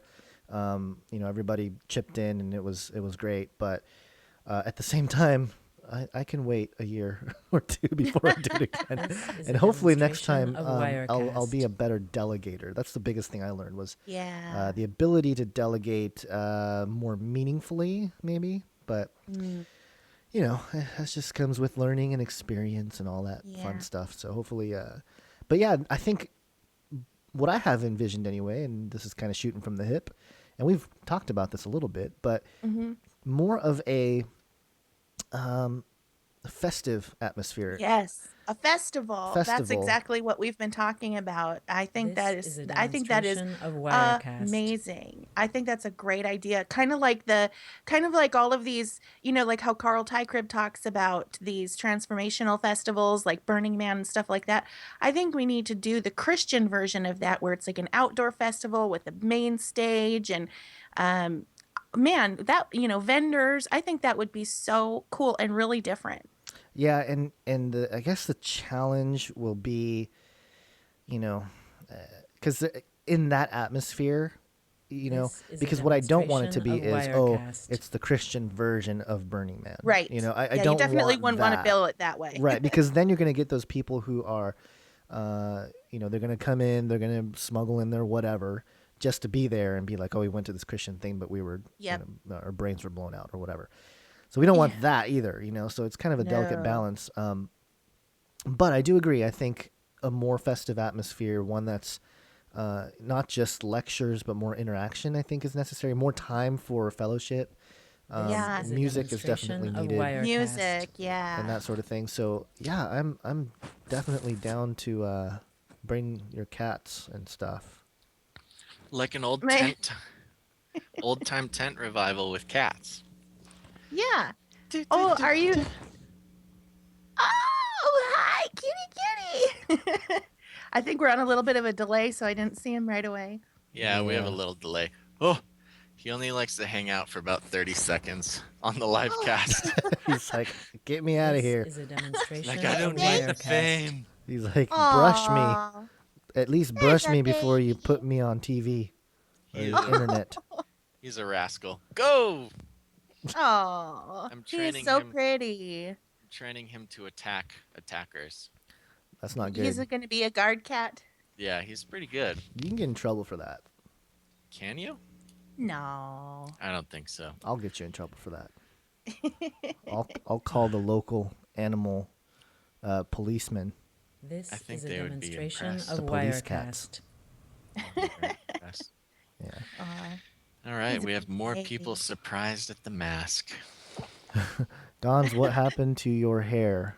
What do you mean? What happened? My hair's there. No, it's usually up in like Dragon Ball Z form. It just grows, man. It grows Usually really it's Super fast. Saiyan. I know. It just it just grows. I literally it goes from like one day I can put it up, and the next day it's like boom, it's down. I can't help it. I lose my Super Saiyan powers fairly quickly. Wirecast. Yeah, well, you can't stay Super Saiyan forever. I know. Yeah. I have to get really angry. You So, have to Natalina. destroy. Okay, go. Yeah. So you just put out an episode, or when does that episode come out? I just published it today, so it's available now. It's a long one. It's about 3 hours long almost. Oh, classic. Of course, Josh Peck. I know. But yeah, I mean, I can honestly say it's probably one of my favorite shows that I've published because it just has it was really, really emotional. It was sort of born out of a conversation Josh and I were having privately. We were on the phone one day and we were just chit-chatting about random stuff, and somehow it transitioned into talking about heaven. And I was so moved during that conversation that he had me crying. And I said, Josh, we've got to talk about this on the show, because I think, if I'm this moved by it, I think that everybody else listening, all of my audience would love to hear it. So we kind of arranged it really fast, and it's good, man. It's a really good one. Sometimes and I'm, just being completely real, there's like in Christianese, they always say like, you always got to keep your eyes fixed on eternity and, always looking forward to heaven. And that's true. But if we're being completely honest, heaven, I mean, at least for me, I love the idea of it, but it's always attached to the idea of death to me. Well, when I go to heaven, that means I'm dead. That means I've left loved ones behind. Or when my loved one goes to heaven, that means they're dead.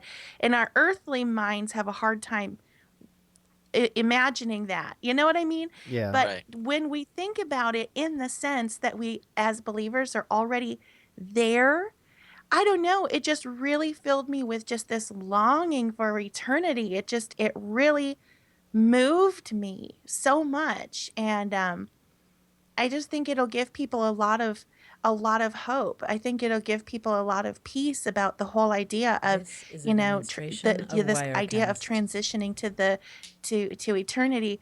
Goodness, we're already there. We're already there with all of our brothers and sisters, and he talks about how we retain our personalities and we retain our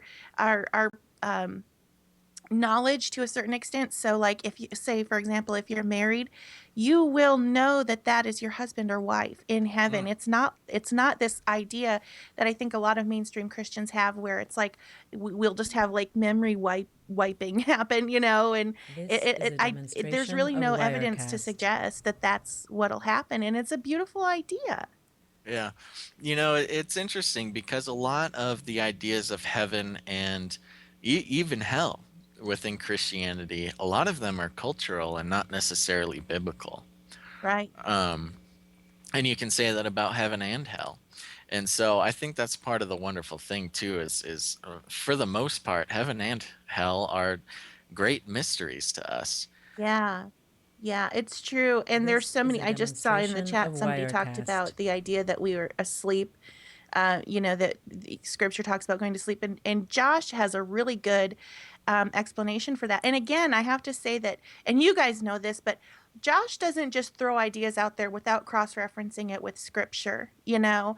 And so he, it's not just some crazy ideas that he comes up with. It's a little mind-blowing, but he really does try to keep it really tightly tied to scripture. And he had this explanation that really made sense to me. And it was kind of this idea that, when you're sleeping and you're dreaming, if you are dreaming, you believe in that moment of your dream that it's really happening. You don't necessarily, unless it's this idea of lucid dreaming, but you don't necessarily realize that you're not awake and that this isn't real. Right. So Josh compares it to when the analogy in scripture of sleeping is used. It's more along the lines of when you are aware that you're in heaven, it's like awakening from a dream and realizing that now this is reality. Heaven is the really, really real reality that we were meant to experience, and our life on earth, as it says in scripture, was just a vapor.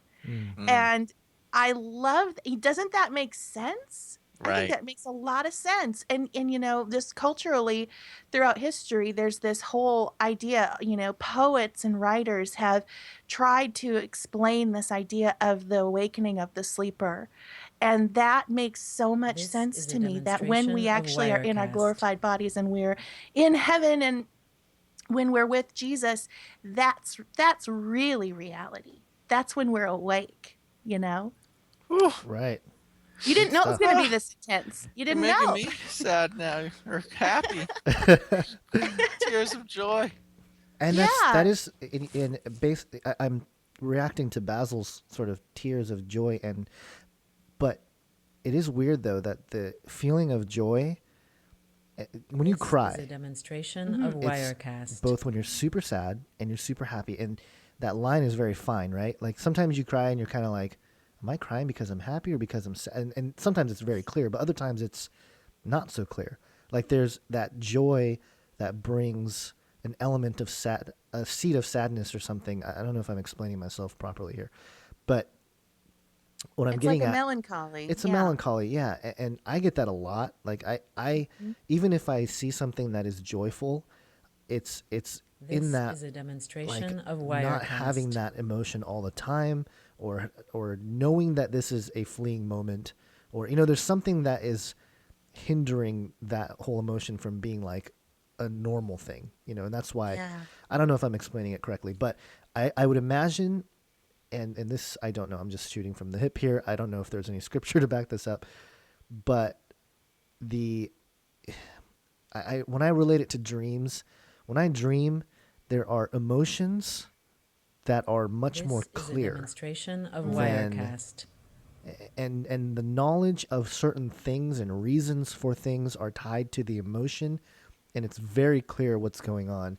And I would imagine that in heaven, in the higher second heaven, third heaven especially, that's kind of how it is. The emotions are raw. That's why you can't, in third heaven, especially in God's throne room, you can't have lies and deception, and you can't have any of that because it's raw. It's just, I don't know. That's really beautiful, Gonz. I think that's probably pretty accurate because, I believe that God has actually really been ministering to me very specifically about the idea that our souls have personalities, and that's probably our truest self, actually. And, the flesh corrupts that with sin and all of that stuff. But there's so much scriptural evidence that our souls have personality, just like the Holy Spirit has personality spiritually.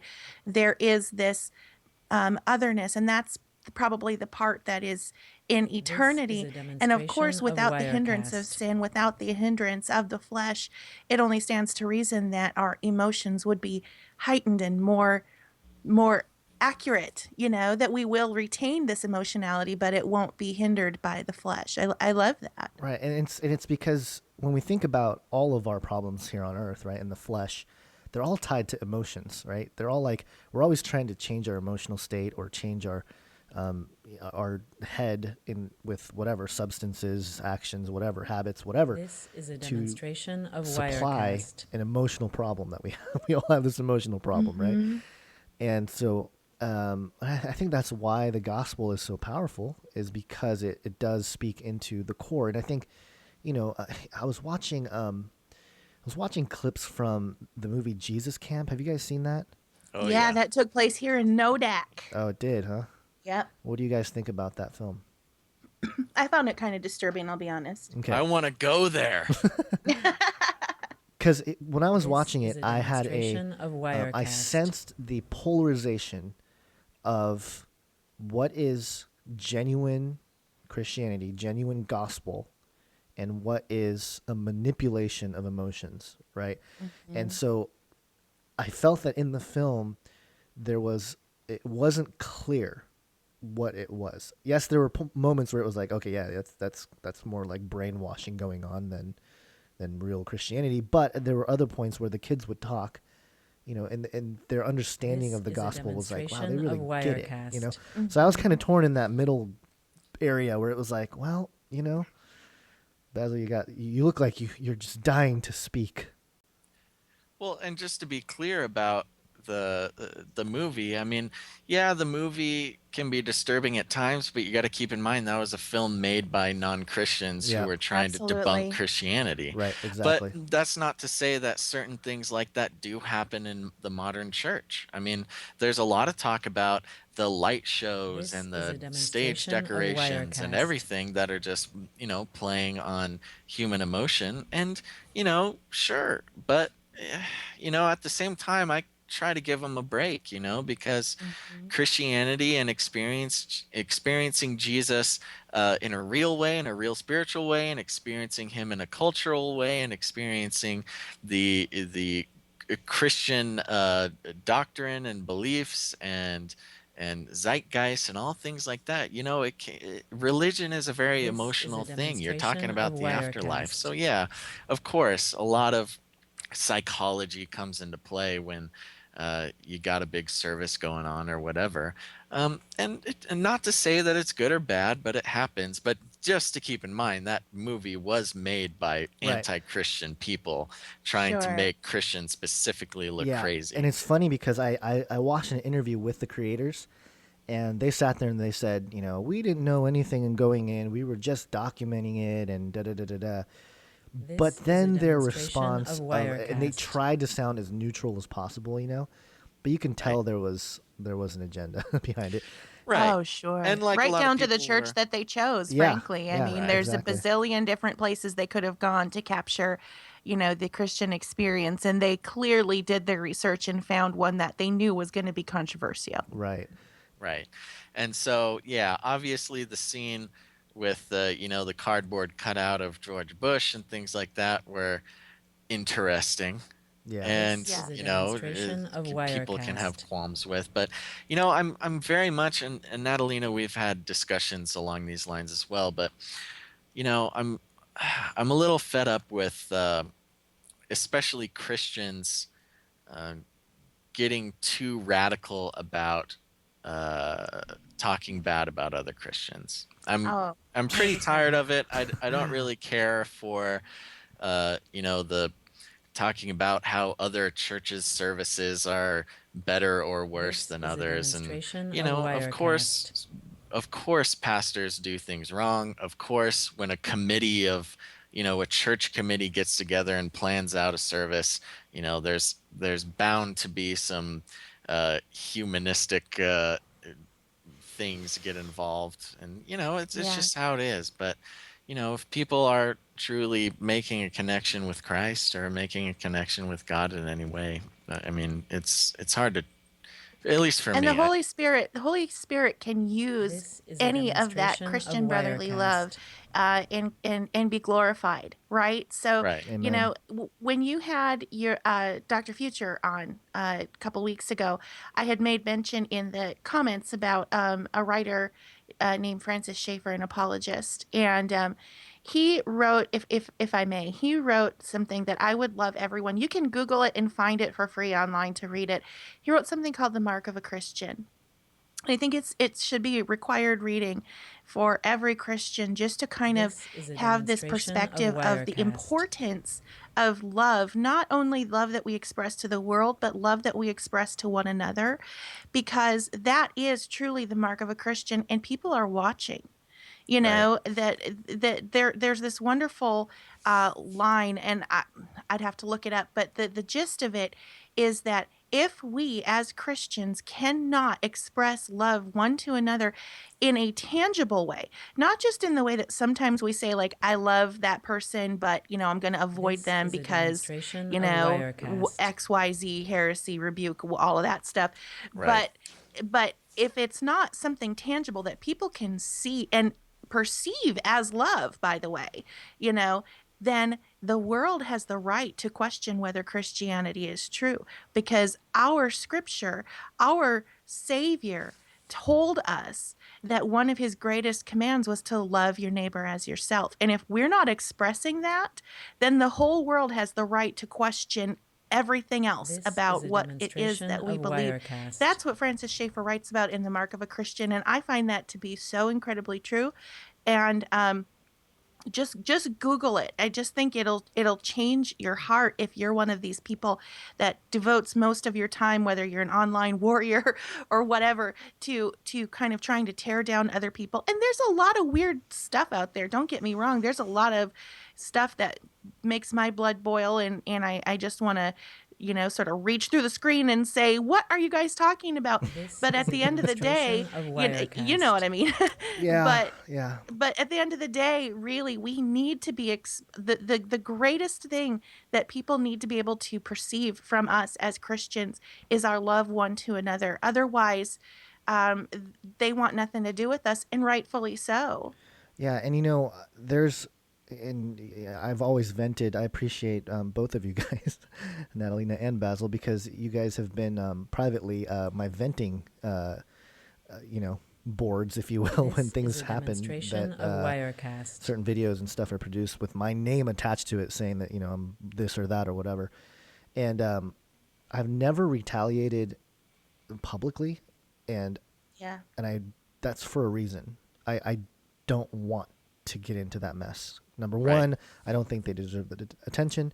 Number two, there's no point for me to perpetuate the hate. Really, it is hate. I mean, there hasn't been one where I've looked at and said, "This is a demonstration wow, of that was a very rational approach to, you know, like debunking me or whatever, calling me a shill or I'm a Gnostic or whatever the case may be." There's never been one that I'm like, you know what, that's at least it was done in love, or at least it was done with care. There's always like just hate behind it, you know, and there's it's not taken with care. It's not with gentleness. There's none of that. So I'm not gonna spend my time responding to some of these things, and you know, you get so much of it. I mean, just as in the public eye as you are, you know, sometimes I just marvel at the patience that you have, Gonz, because, you know, you get it coming at you from so many sides, and people who say things that are just markedly untrue, like you don't express the gospel in your work, and that's so untrue, because, I mean, all you have to do is survey a general audience of people who have heard you, and the overwhelming majority of people would say that they have been inspired by your work. And that goes for Canary Cry Radio at large too, that people have been inspired, and people have, you know, some people have come to Christ because of it. Some, you know, people share these episodes and these videos and stuff with their loved ones, and it moves people. So I think, you know, anytime someone has that kind of an impact on people, there of course is going to be these fiery darts, and it's so amazing when someone can express patience and enough grace and gentleness not to retaliate, because that in and of itself is expressing the love that we're talking about. Yeah, and there are plenty of people who do retaliate to things like that, and it's really sad when you can go online and read a whole thread of somebody throwing accusations, and then that person just desperately trying to defend themselves, and it never looks good. And I've done it before. Like, I've gone down that path of like da da da, you know, whatever, because actually, you know, early on, when I first released Age of Deceit, it forced me to like really become a lot of things, like a philosopher, a historian, an apologist, like all these different areas, because not just an attack but criticism, everything was coming at me in so many different angles that it was like, okay, I have to know my history, I have to know my my philosophy, I have to know my Christianity and be able to defend it. But so I was doing a lot of that early on, but what I've noticed, the difference with what's happening now is they're like personal attacks. They're like complete red herrings. It's like, well, because of this and this, he is, a heretic, or he is a shill, or whatever, And it's like, wait a minute, what are we talking about? The topic that's on the table, or are we just talking about me? Like, it's not about me. It's not about you either, So because doesn't it seem like the proper way to go about it? If I really thought, this Gonz guy, wow, he is he is off track. Doesn't it seem that the proper way to go about it would be to first approach you privately and just kind of be like, dude, XYZ things I don't agree with, but then beyond that, to couch it, if you feel like it is that big of a deal, if it is that off track, and if it's that deceptive and misleading, but still, I think we should always couch it in gentleness and respect, and not this accusational manner, because we can't forget who the accuser is. Yeah, absolutely. There you go. And we've even, I know and I've who gone, our advocate is. Yeah.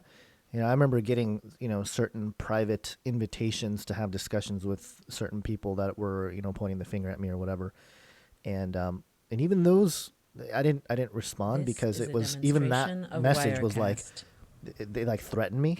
They're like, if you do not respond after this second message, you will prove yourself to be, a heretic, or whatever it was. Right. And I'm like, what? Are you serious? Like, I have to bow down to your standard of what, So anyway, that kind of stuff, to me, it's frustrating. But we have to. That's part of what we do. And how we respond to it is part of how we are. What we say to it is part of what we're preaching as well. So our actions do speak louder than words. And I think it's great advice for everybody out there, because if you're a Christian and you're posting things at all, or you're public at all about your faith, you're going to get people coming at you with all sorts of accusations and all sorts of arguments and all sorts of personal attacks and all sorts of everything like that. So I think the one thing to take away is something for everybody, which is, always respond in love, or don't respond at all. Those are basically your two options. Yeah. And anything outside of those two things, you can pretty much do some self-reflection and see that you are seriously in the flesh. Yeah, I would agree. If you guys wouldn't mind, may I read just a tiny little snippet of the Mark of a Christian? I think it's just a little tiny bit, because it's going to go so along what we're talking about here. Is that okay? I think that's perfect. And we're coming to the end of the show, so I think what we'll do is we'll have you read that out, and then we can just fade out into glory here. Okay. Well, you guys, this is something written by Francis August Schaeffer, who was an apologist. And if you don't know who he was, he's passed on now. You should look him up. This is from The Mark of a Christian, and this is the very ending thought under a section titled The One True Mark. And it says, "Let us look again at the biblical texts, which so clearly indicate the mark of a Christian. A new command I give to you. Love one another. As I have loved you, so you must love one another. By this all men will know that you are my disciples, if you have love one to another." And that's, of course, John 12:34-35. And then, "That all of them may be one, Father, just as you are in me and I am in you. May they also be in us, that the world may believe that you have sent me." That's John 17:21. And then Francis Schaeffer goes on to expand on that, and he says, "What then shall we conclude but that as the Samaritan loved the wounded man, we as Christians are called upon to love all men as neighbors, loving them as ourselves. Second, that we are to love all true Christian brothers in a way that the world may observe. This means showing love to our brother in the midst of our differences, great or small, loving our brothers when it costs us something, loving them even under times of tremendous emotional tension, loving them in a way that the world can see. In short, We are to practice and exhibit the holiness of God This and the is a love of God. demonstration of For without Wirecast. this, we grieve the Holy Spirit. Love and the unity it attests to is the mark Christ gave to Christians to wear before the whole world. And only with this mark may the world know that Christians are indeed Christians and that Jesus was sent by the Father. Amen. Boom. Well, there you go, everybody. We hope you enjoy this Canary Cry live stream. We had some issues in the beginning, but we This figured is a it out. demonstration of Natalina, that was Wirecast. just awesome. And let everybody know what that piece was from again, so everybody can go read it right now. That was the mark of a Christian. And if you just Google the mark of the Christian and Francis Schaeffer, it'll come up. The URL is ccel.us/Schaeffer. And you can read the whole thing, and it's well worth it. Boom. All right. Well, Natalina, once again, let us know where we can listen to your podcast, the new one that came out especially, This is so a we can listen to demonstration you of cry. Wirecast. Oh, yes. Well, pick an episode, right? But you can find all of the archives to my shows, including this latest one, at extraordinaryintelligence.com. Perfect. Gonz. Sorry. All right. What well, there are you you go, doing? everybody. I'm just, I know you guys like cats, so. I know. We love cats. Everybody We here do. loves cats.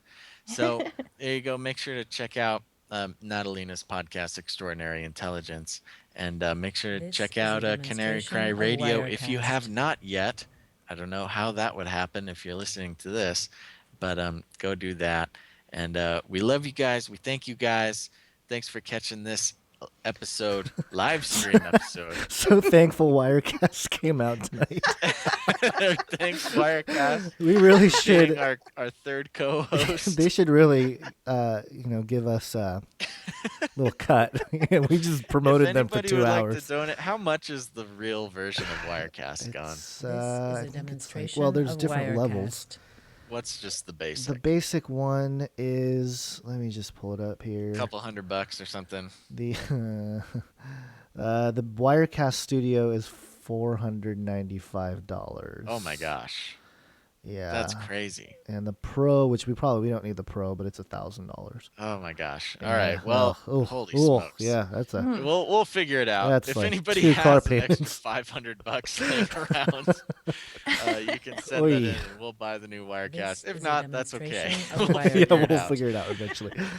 But anyways, if you'd like to support Canary Cry Radio in a smaller way, then you can go to canarycryradio.com to the support section. And we're coming to the end of our Canary Cry Radio USB archive drive. So when the internet goes out, or when Canary Cry Radio gets censored, or when we all get taken down, you can have all the episodes, all the first 100 episodes, plus all the flybys, plus This is a music demonstration of album, Wirecast.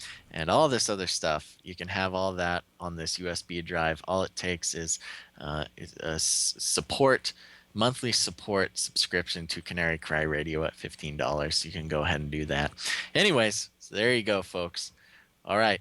Thanks for catching this live stream episode of Canary Cry Radio. Virtual Make sure hugs to for tune in everybody. next time. But until then, think outside the cage.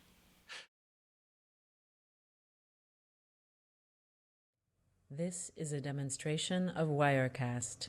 All right, I thought we were going out, but I guess we're not because we Nope, need here we Dancing go. Cat. Now we're going out. Okay.